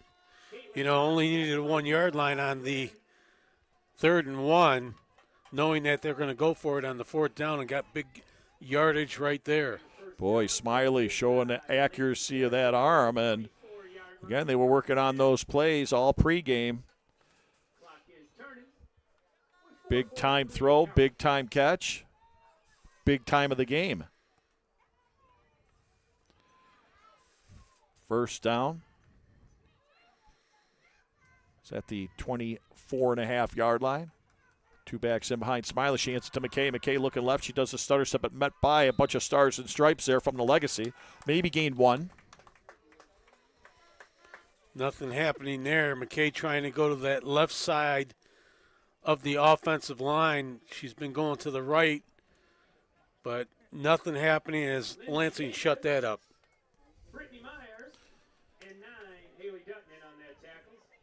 So we got second down in 9. 3:55 left to go here in the third quarter. Big drive here for Tennessee. Down by 6. There's the snap. Smiley throws to the outside. Oh, almost picked off there. She was looking for Cox, and a great defensive play.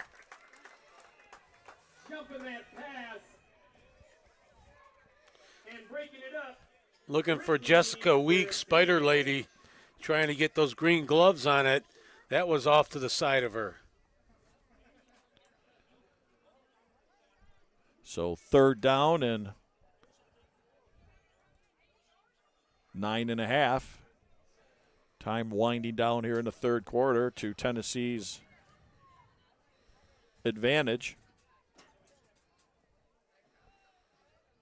Interesting play here. They got just regular set I formation, 2 receivers split left and the right. And now a timeout by Tennessee. So with that, Tennessee, let's go to a little break, check up the upcoming program, and we'll see you right back on Go Live Sportscast.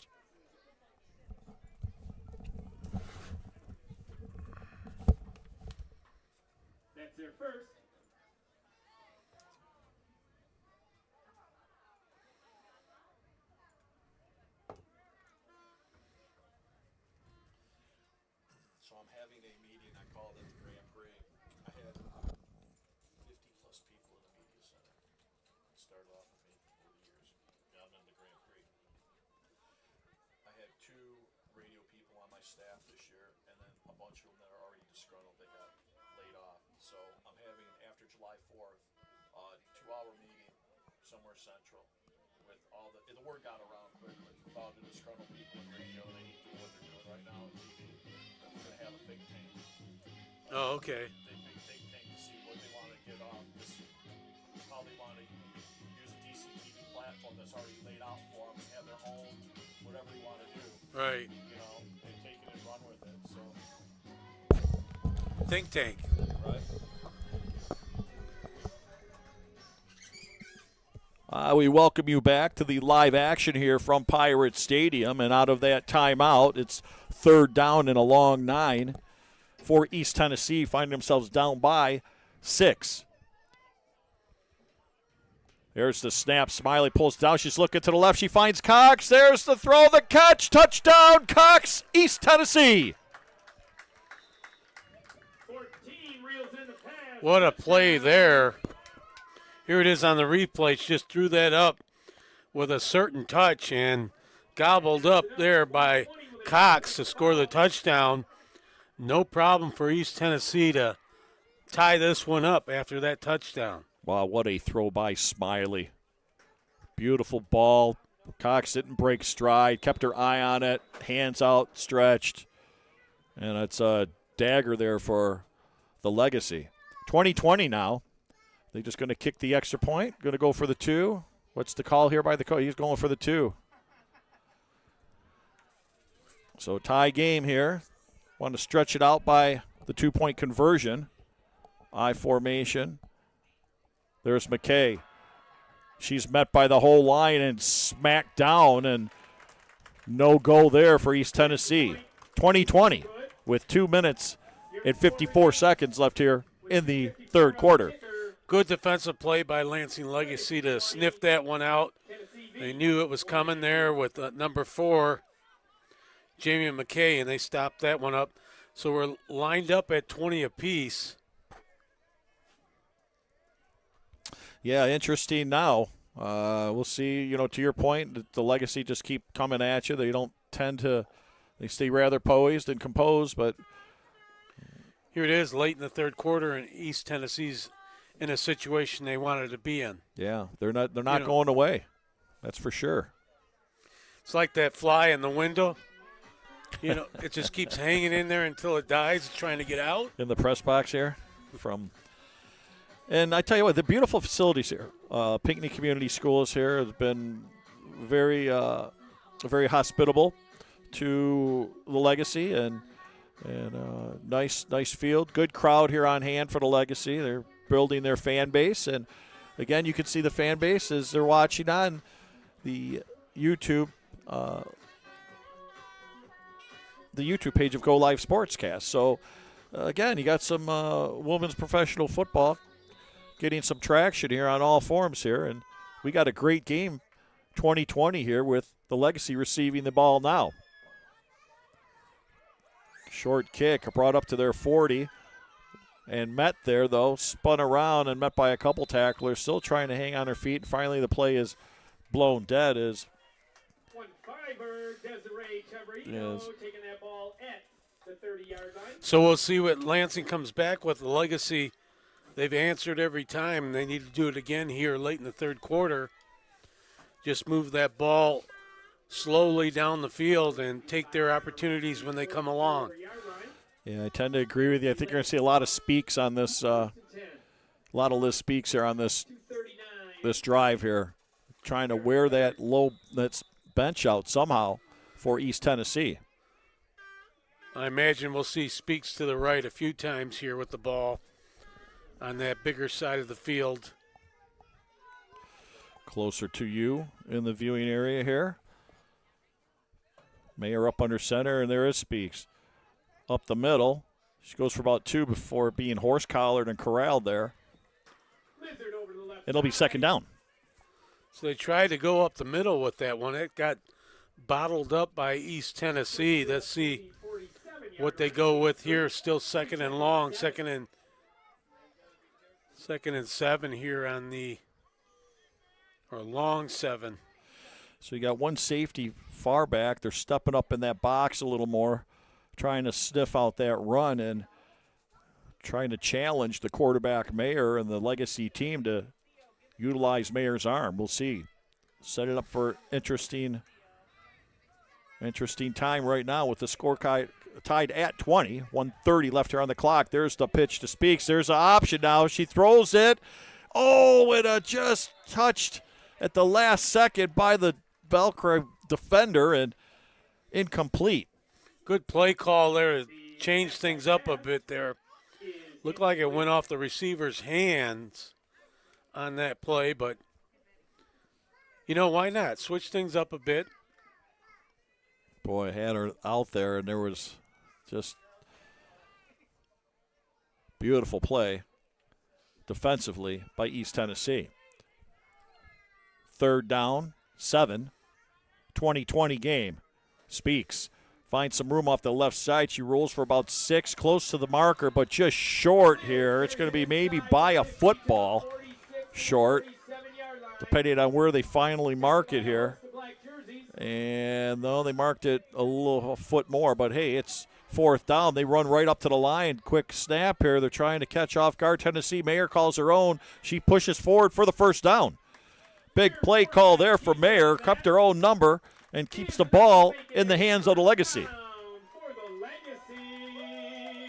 Well, he knew that was coming there. Short yardage, maybe a half a yard, maybe a football length. They ran up to the line. They made the play. They keep pushing that ball forward. That was a good coaching call. May have called 2 of those real quick as catch that Tennessee team. Don't let them get a chance to line up and keep that clock moving. Their drive moving here. Winding down to the end of the 3rd quarter. This could be the last play with 10 seconds left on the clock. I formation. Hand it off. Rolls for about 5 yards, 4 yards we'll call it, and that'll bring us to the end of the 3rd quarter. The tie. Score tied all up at 20 here. Go get a favorite beverage, a quick drink. Join us right back here on Go Live Sportscast.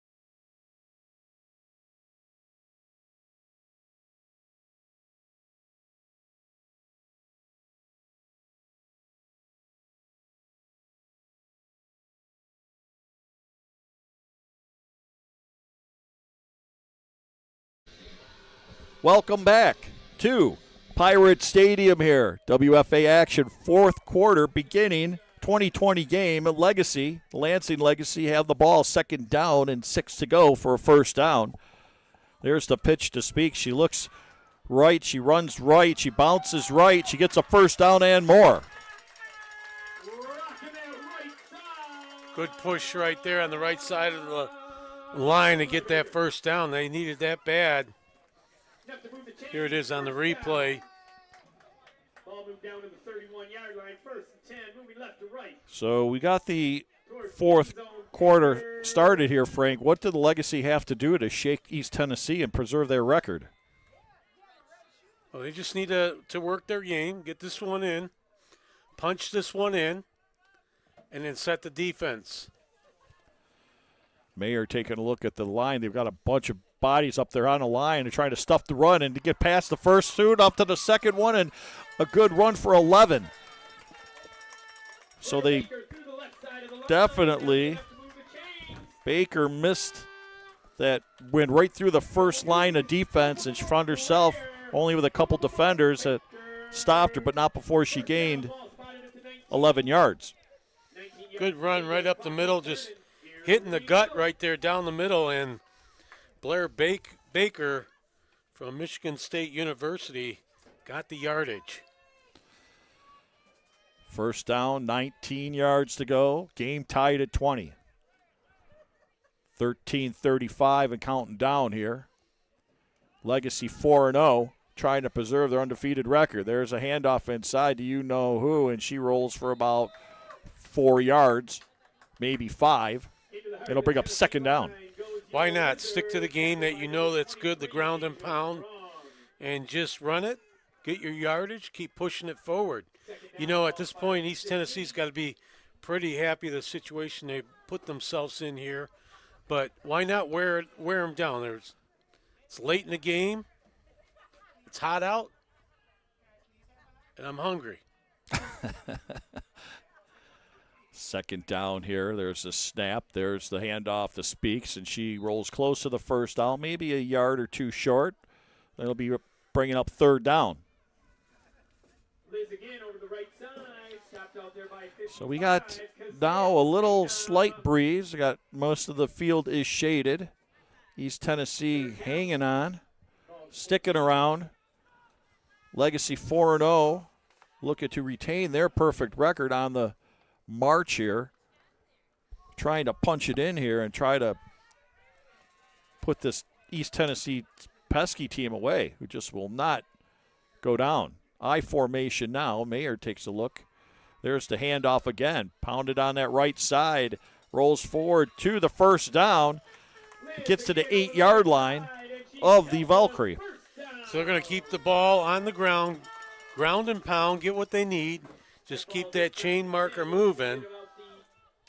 They want to finish the job here down in the East Tennessee end here about the, what is that, the 8-yard line?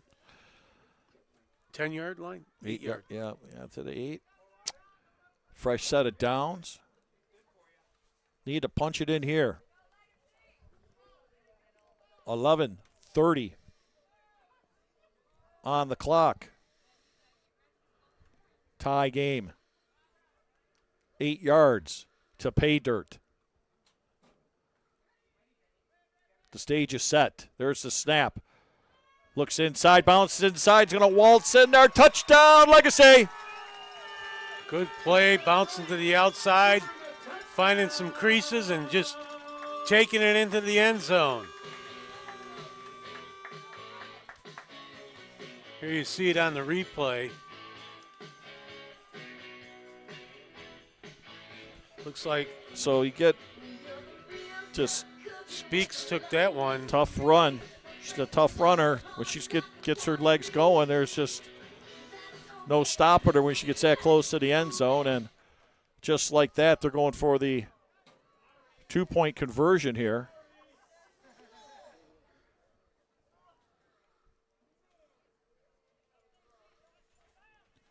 Mayer surveys the situation. She's going to hand it off to Speaks. She'll find the end zone there. 2 points.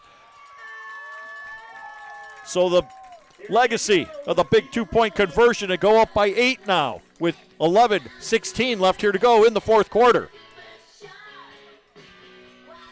Big time, big time. They just kept it on the ground. They're just going to play some ground and pound, and that's what they did. We'll play our game. We can run the ball on you. We'll go right, we'll go left, we'll go up the middle, and we'll just capitalize. We'll do it the old style, old school football. So now the pressure on the Legacy defense now as East Tennessee, A.J. Smiley, who's been dynamite with the arm, and McKay, who's been dynamite on the ground, try to crawl back into this. Now, if you look at the records of both teams, East Tennessee with a 1-3 record and Lansing Legacy with a 4-0 record, you thought this game wouldn't be that close. But it's been a very competitive game by both teams here. East Tennessee coming up here and showing their best effort. Gives you a little more juice when I think you know you're going against an undefeated team. You want to be upset. You play a little, maybe a little different, a little more. You know, this is their Super Bowl today. This is their championship, WFA championship here today.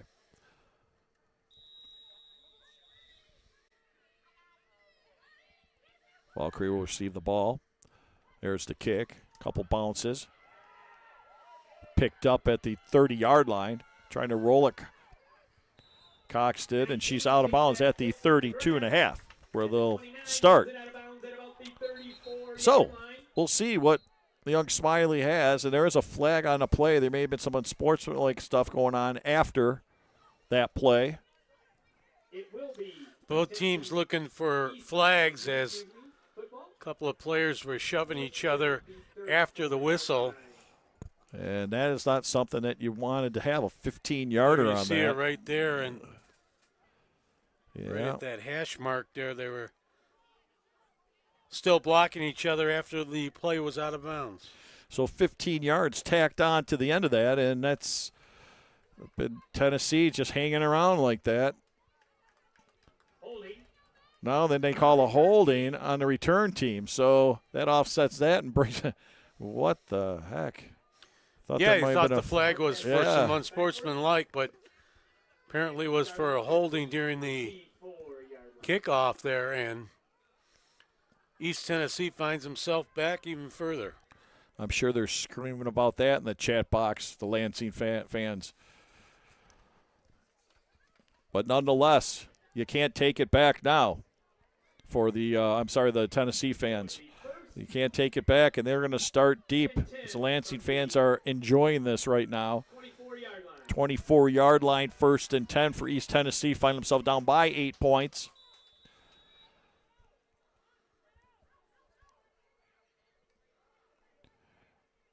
Smiley in the shotgun. There's the snap. She's looking, finds Cox, but Cox is met by a Legacy defender, and that's broken up, 2nd down. Beautiful play. Beautiful read. Yeah, they read that out pretty good, the Lansing team, to sniff that one out. Abby Pierce said nope. Not being fooled by that. Gave her the Matumbo. Gave her everything, yeah. The Matumbo, his shoulder and the jaw, and then slapped the ball out of her hand. Don't come around my neighborhood. Get that out of here. Even if it's Halloween, no trick-or-treats. That's for sure. 2nd down.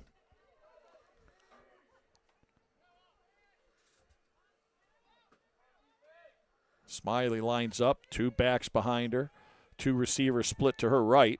Here comes a little fake blitz. It's a pitch to McKay. McKay steps around, forearm shivers 1 defender, trying to get the corner, but only gains 1 yard on that, and a beautiful play by the Legacy, say disciplined, and runner out of bounds at the 26-yard line.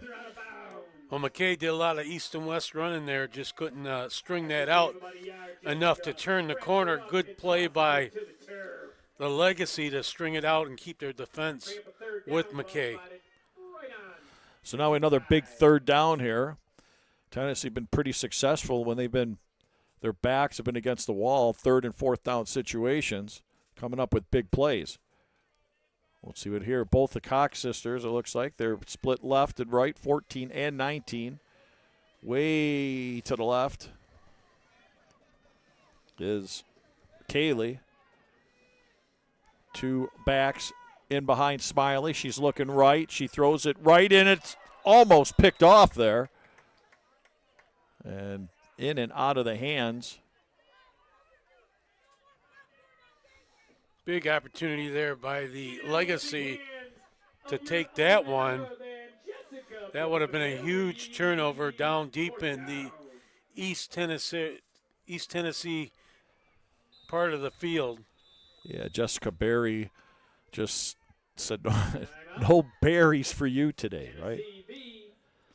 Beautiful read on there. Just probably wanted to have that one back and out of the hands, but hey, stepped up big defensively. And second time all called by the Legacy. So, Frank, we're down, inside the 10-minute mark, 9:43 on the clock, and Legacy find themselves in a good position here. 4th down for East Tennessee. Well, here's the situation. They're going to have to stop East Tennessee here on this 4th down. I don't know, at this point, does Tennessee go for it on 4th down, 4th and 8? They're going for it, yeah.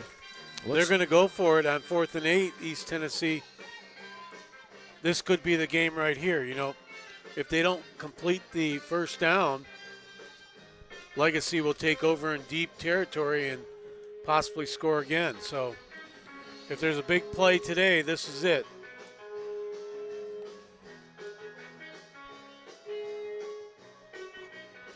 Well, put it into the hands of the young quarterback, Smiley, at this point. The Cox sisters lined up left, right, I formation. Stepping up everybody for the Legacy. They're sniffing out something here. They're playing really close. There's Smiley. She throws back. She's got Cox open on the left side. The ball's that way. It's up and incomplete. Intended in the right flat for number 14. The Legacy Broken up out there by your own. now starting fantastic field position. 1st and 10 on the 25-yard line. So it was a pass by East Tennessee. It looked like a dying duck. It went up there, had a lot of arc on it. Just couldn't connect on it. Surprised they didn't go with a short pass, try to pick up that 8 yards that they needed. They went for the Bummerooski. Yeah, that ball did hang up in the air and allowed the defender to run under it after initially being beaten. Regained composure, got under the ball, made a fantastic play. Long developing play to be called at that point. Mayer to Speaks. Inside the tackle on the right side, gains about 6 yards on that. 2nd down and 4. Yeah, still surprised that East Tennessee went with that play call on 4th down. They've been making a lot of good calls here today on plays, but that was, as you would say, ill-advised. I learned that from my mom telling me that so many times. Don't mess with my mama. That was ill-advised. Oh, no, we're going with that the mama jokes? That was ill-advised. That was ill-advised. 2nd down. Here's an inside handoff. Pushed forward. And no gain on that, so we'll bring up 3rd down for the Legacy. Quick handoff there, stuffed right in the middle. Sure that the Legacy didn't want that to happen, that kind of play calling, that they're in the situation now, 3rd and 5. Well, as we spoke prior, both teams pretty good kickers. So, they are in the field goal leg range for their kicker. I'm sure Lansing would like to stretch this out with another 6 or 8. Really put East Tennessee in a situation. 3rd down, 4. I formation. Mayer up under center. There's the pitch. There's Speaks. Speaks rolling forward. She's met there, tried to roll past the sticks, and she did. First down for Speaks. Well, she kept on fighting. Looked like she was getting pulled down in the awkward position there during that run. Just got enough for that 5 yards to get that 1st down. Boy, even when she's caught going and then turns backward, she runs fast. Just a lot of power running. Fresh set of downs for the Legacy. Clock winding down on East Tennessee, 7:25 and counting. They find themselves down by 8, and there is some motion there, and that's going to bring the Legacy 5 yards closer. unless I didn't see anyone on the line moving. I thought the line for Tennessee jumped. Yeah, so for sure. You are right, Tommy. Legacy will be encroachment by the defense. Tommy Gleig doing the PA announcer's duties here today. So with the fan base of the Legacy catching up, go take a look at their Facebook page, find them on the WFA page, and come out to a game. Here's the handoff to the left side. Speaks finding some room. It could be the end zone. It is. Touchdown!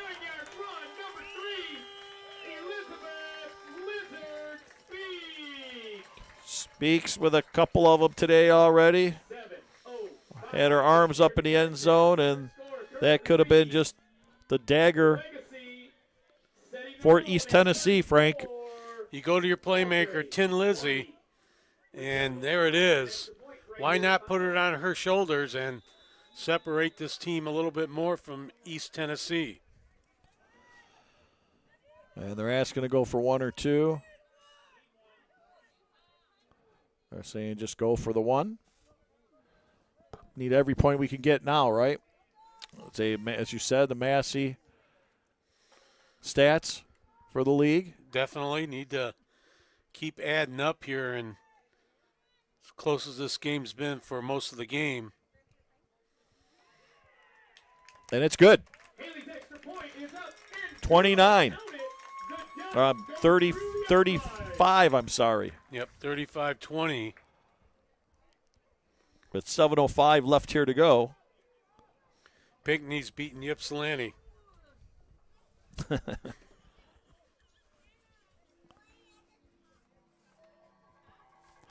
So tune back later on this couple weeks on Go Live Sportscast for the USA 0 to Hero Floorball Hockey Championships. USA versus Canada Friday, Saturday, Sunday, the 19th, the 20th, the 21st. From Chicago Blackhawk Practice Arena in the beautiful city of Chicago, Illinois. You familiar with floorball much? Floorball? Yeah. Well, it's hockey, so I mean, I played it in the gym. So you're familiar with the half boards and the net is a lot smaller, and the goalkeeper's always on his knees, and it's going to be interesting. Yeah. You know, I mean, I might be able to play some goalie in that.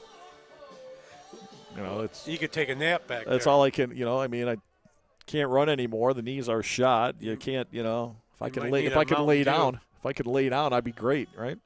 Who wouldn't want that position? But nonetheless, it's going to be a good time in Chicago, and those teams. It's anything that's USA versus Canada, Frank. You know how that goes. Yep.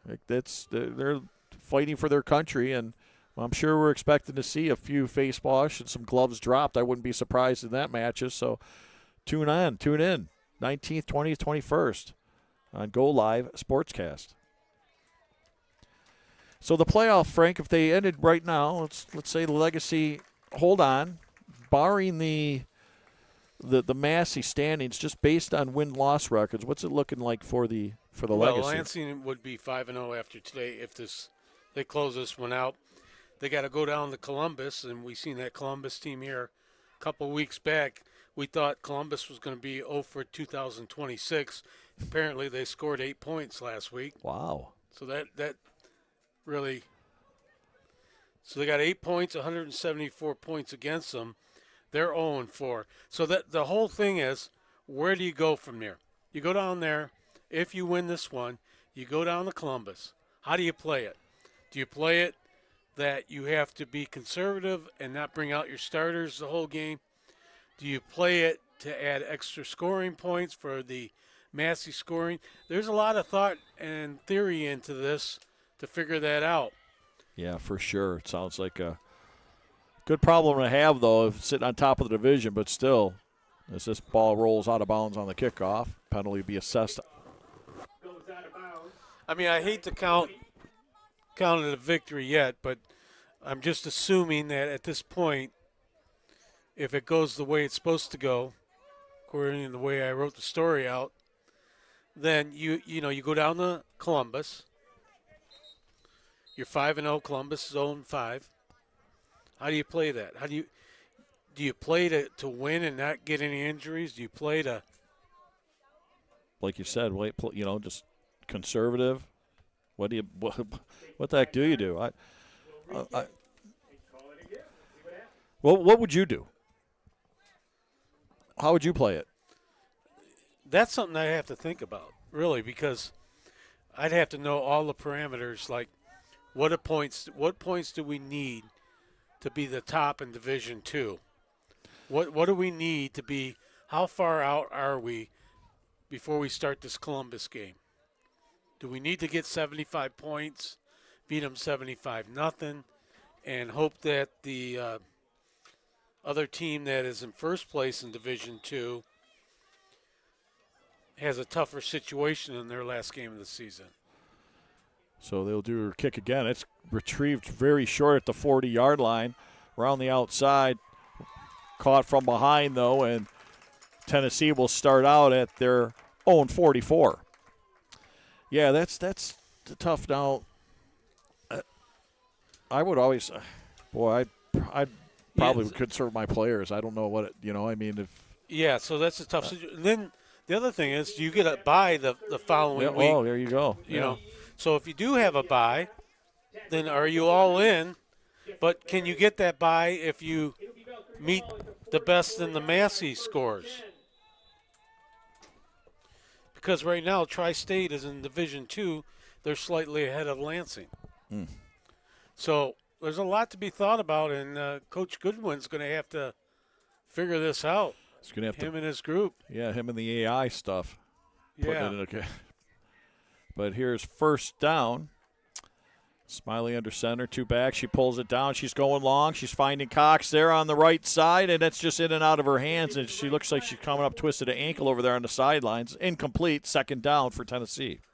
Broken up out there by your own 2-5. Trying to air it out, get some points here quickly, and that's not going to happen. Cox open again on that right side and just failed to bring it down. Felt the pressure from the Legacy defender.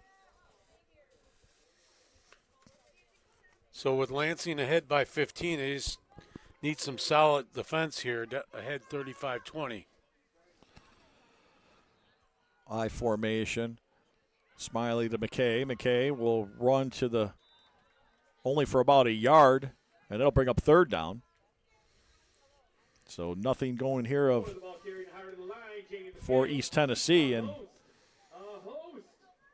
Lansing, you can hear him chirping it up now. 46-yard line, moving right to left. Speaking of chirping, there's a lot of chirping going on in the Go Live Sportscast YouTube channel chat room. Welcome, everybody. Thanks for being with us again today. Great fans from both sides. Very respectable, but I do like the talk. You like the smack? I like the smack talk, right? Drop there. She picks it back up. Smiley had to call her own number there and got back to the line of scrimmage and kept possession of the ball, but it'll bring up fourth down. Fourth and long here. You got nothing else to do but go for it. 31, Tierra T.T. Townsend. 5 minutes winding down in here, and fourth down for East Tennessee. Spirited game coming from Tennessee. Short bench, hot temperatures. Held in there for a long time today. Find themselves down now by a couple scores. They need to put this ball close to the end zone as possible, in the end zone. And there's the snap and the kick as they decided to kick it away. Thought it was going to be a fake. No fake there. And downed at the 35-yard line where the Legacy will take over. So going back again to the Massey ratings, we have three teams in Division II. Tri-State's ahead of Lansing. Lansing's ranked just below them, and Oklahoma City is ranked below Lansing. Now, all three teams before today started were undefeated, so they have a power ranking of 7, 9, 12. Offense 15, defense 4. Lansing's got a offense rated at 29.34 points a game, and a defense letting in 7.41. So interesting. It's how the teams move up in the divisions, down divisions, almost. So if you have all three teams finish out the season undefeated, it's going to come down to the rankings. Yeah. Who gets a bye? Who gets the better home field advantage? Yada, yada, yada. So the season's not over for a lot of these teams left, no matter no matter if they finish undefeated or not. And again, as Frank, you mentioned, a lot of discussion going on in the next couple of weeks with the coaching staff. Here it is. Actually, next week they're in Columbus, so it's got to happen between today and Saturday on what the whole situation, the breakdown, and need a magician with you to figure that one out. So the first down run produced nothing except for the clock ticking down. Bring up second down and 10.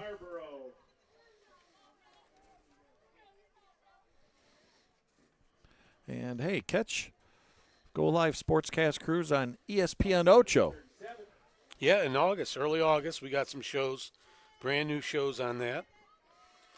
And then recently, then we have to shoot still in Chicago for the Papa Shot. And we want to see Chicago qualifier. We'd love to see you at all times.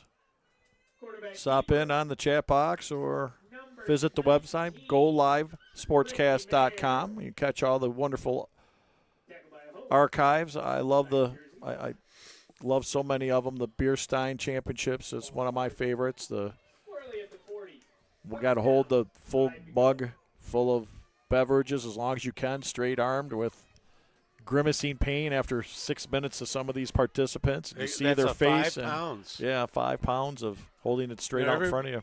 Everybody I talk to says, "Oh, that's no problem. You know, I can hold that." And you actually try to doing that, keeping your arm straight, your elbow not bending a bit. Try it on a campfire tonight. See how easy it is. That's 5 pounds with the beverage and the Stein. So third down run produced a loss of 2 yards for the Legacy, and the clock will momentarily while they respot the ball here with 2:30 left to go in this contest. The Legacy up by a comfortable 15 points. They will take a timeout here to discuss how they will run the end of this game here with the fourth down. They make their timeouts for Tennessee, so they could technically almost run the game out here with a first down. Yeah, and this 4th down and 5, they need to run that clock out. We got a stoppage at the 2-minute mark of the fourth quarter. So if they do convert on this 4th down and 4th and 5, we'll have a stoppage at the 2-minute mark. They'll have a first down from that point.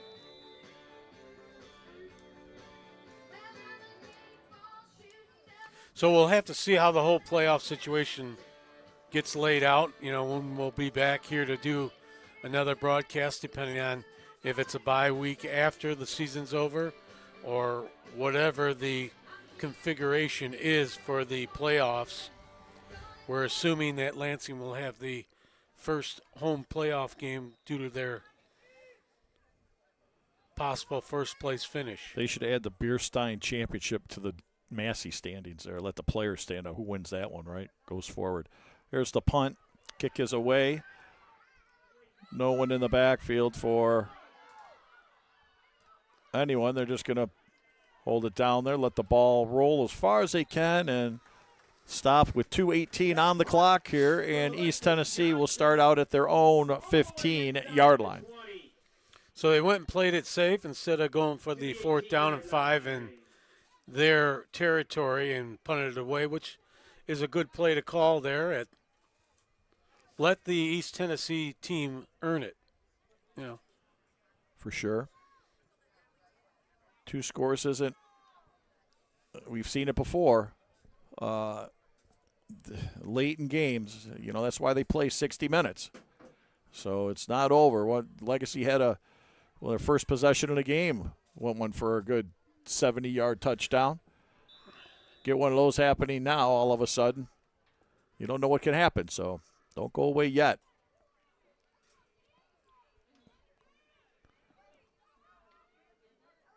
East Tennessee came into town shorthanded, played a scrappy game, held on all the way. It would not surprise me to see some gains on this. Smiley up under center. The blitz is coming. There's a short pass, and met there as soon as she tried to get the ball in her hands. Lions met. Breaks up that pass. Bring up a second down. Some bell ringing on the far side of the field. Sure. As good hit there to break up that little pass to the outside. Bryn Pline for the Legacy. Said, Double B. Boy, she could have just, and I think that's kind of sportsmanship also. She really could have just, blew her up on that play, but just to break the ball up and just a good sportsmanship there. And timeout is called on the play. Not giving up. East Tennessee.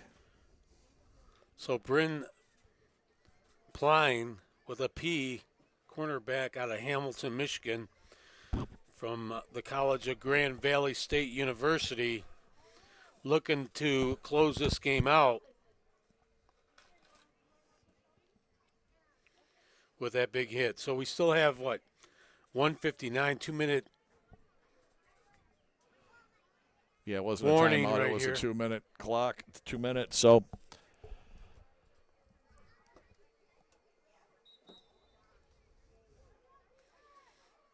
2 minutes to call a couple plays.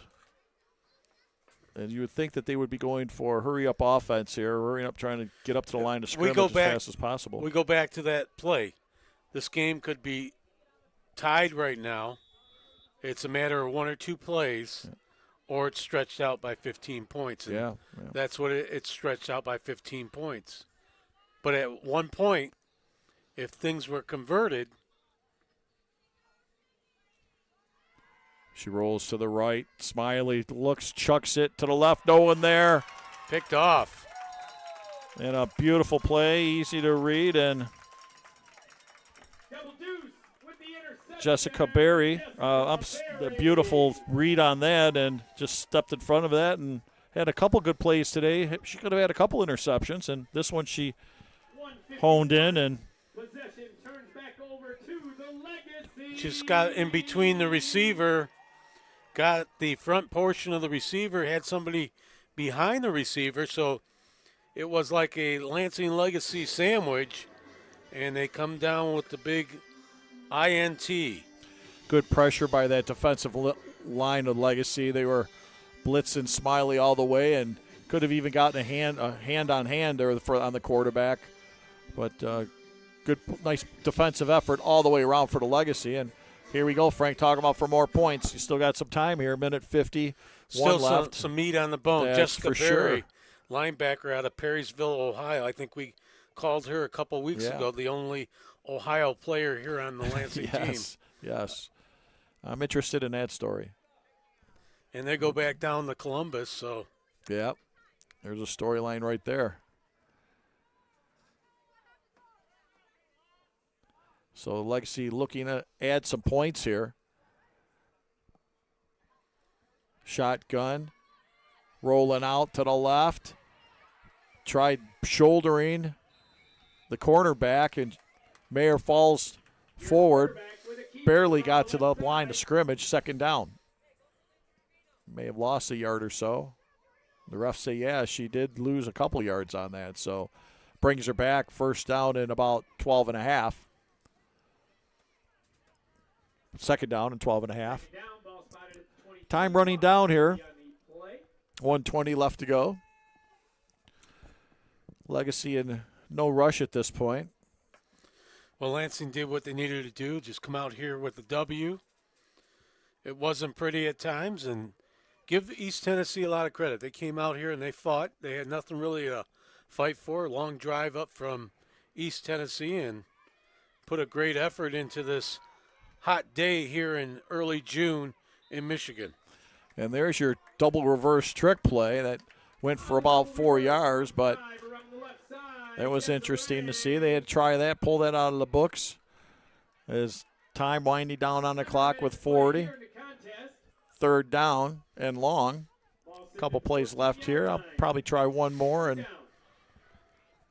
I'd say an end zone shot here, Frank. Might as well go for it, huh? Bomarewski. They got timeout, Tennessee. They said, you know what? Yeah, we better get a different. We've got 3 receivers stacked on the left side and only 1 defender and a safety. We better change the formation real quick defensively, and they did. They called the timeout. So 26 seconds ago on the clock, and let's be exact, 26.3. 0.3. I can't forget those 3 tenths. You know, that's important. So there's still strategy on the Tennessee side here, calling a timeout. Down by 15 with 26 seconds, 0.3 seconds left, and don't have the ball. So that 10.3 tenths of a second gives us I've seen some weird things happen in 0.3. Well, it gives us 0.3 more seconds to listen to Tom Clee's wonderful playlist. The PR announcer here, great guy here. And I think me and Tom are going to have a drink. It'll be apple juice. That's yep, apple juice and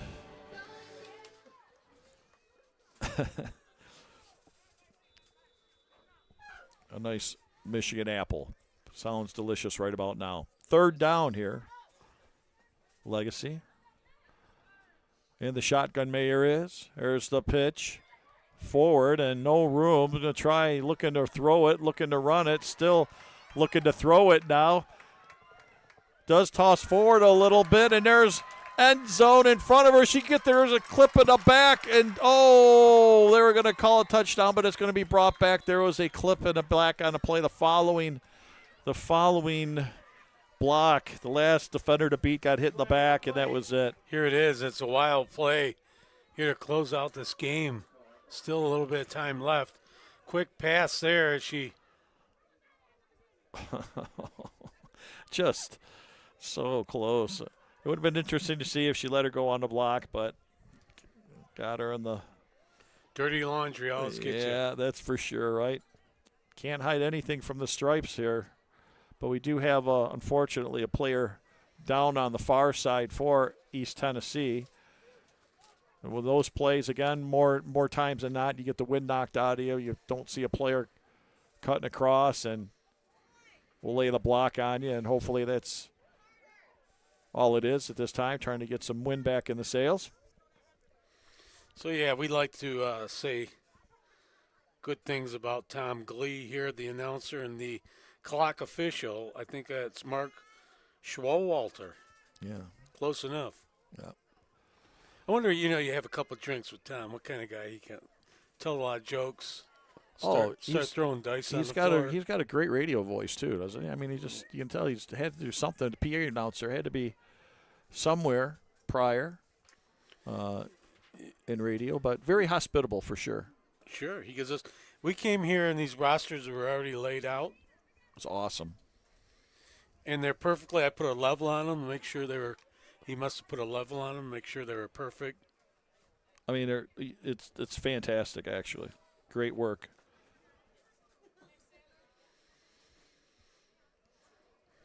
So we talk about upcoming games next week in Columbus. That Columbus team that's struggled a bit this year. Which Columbus, they were kind of moving the ball a little, but they just can't put it in something. They're good between the 30s. They start getting closer, and all of a sudden something happens. I mean, it's not like they don't move the ball. I was kind of shocked the first game we did against them. I got a quick update here, Tommy. Oh, okay. Go ahead. If playoffs started today, Indiana would be at Derby City, and Oklahoma would be right here in Lansing. Oh, wow. But we still got 1 week to play. Yeah. I mean, crazy things could happen if one of these teams loses next week. that's throwing a little bit more grease in the pan. So on that play, thank you for the stats group, Go Live Sportscast. Always on the production crew is second to none. Our statistician is way in the back there. He's very good. Yeah. Quick with the number 2 pencil. Yeah, we use pencils still. You got to erase that. We got to keep on recycling. Yeah, our for paper. sure. That's old. That's correct. Old school. Yeah. It's the way it was played in the old days. Mm-hmm.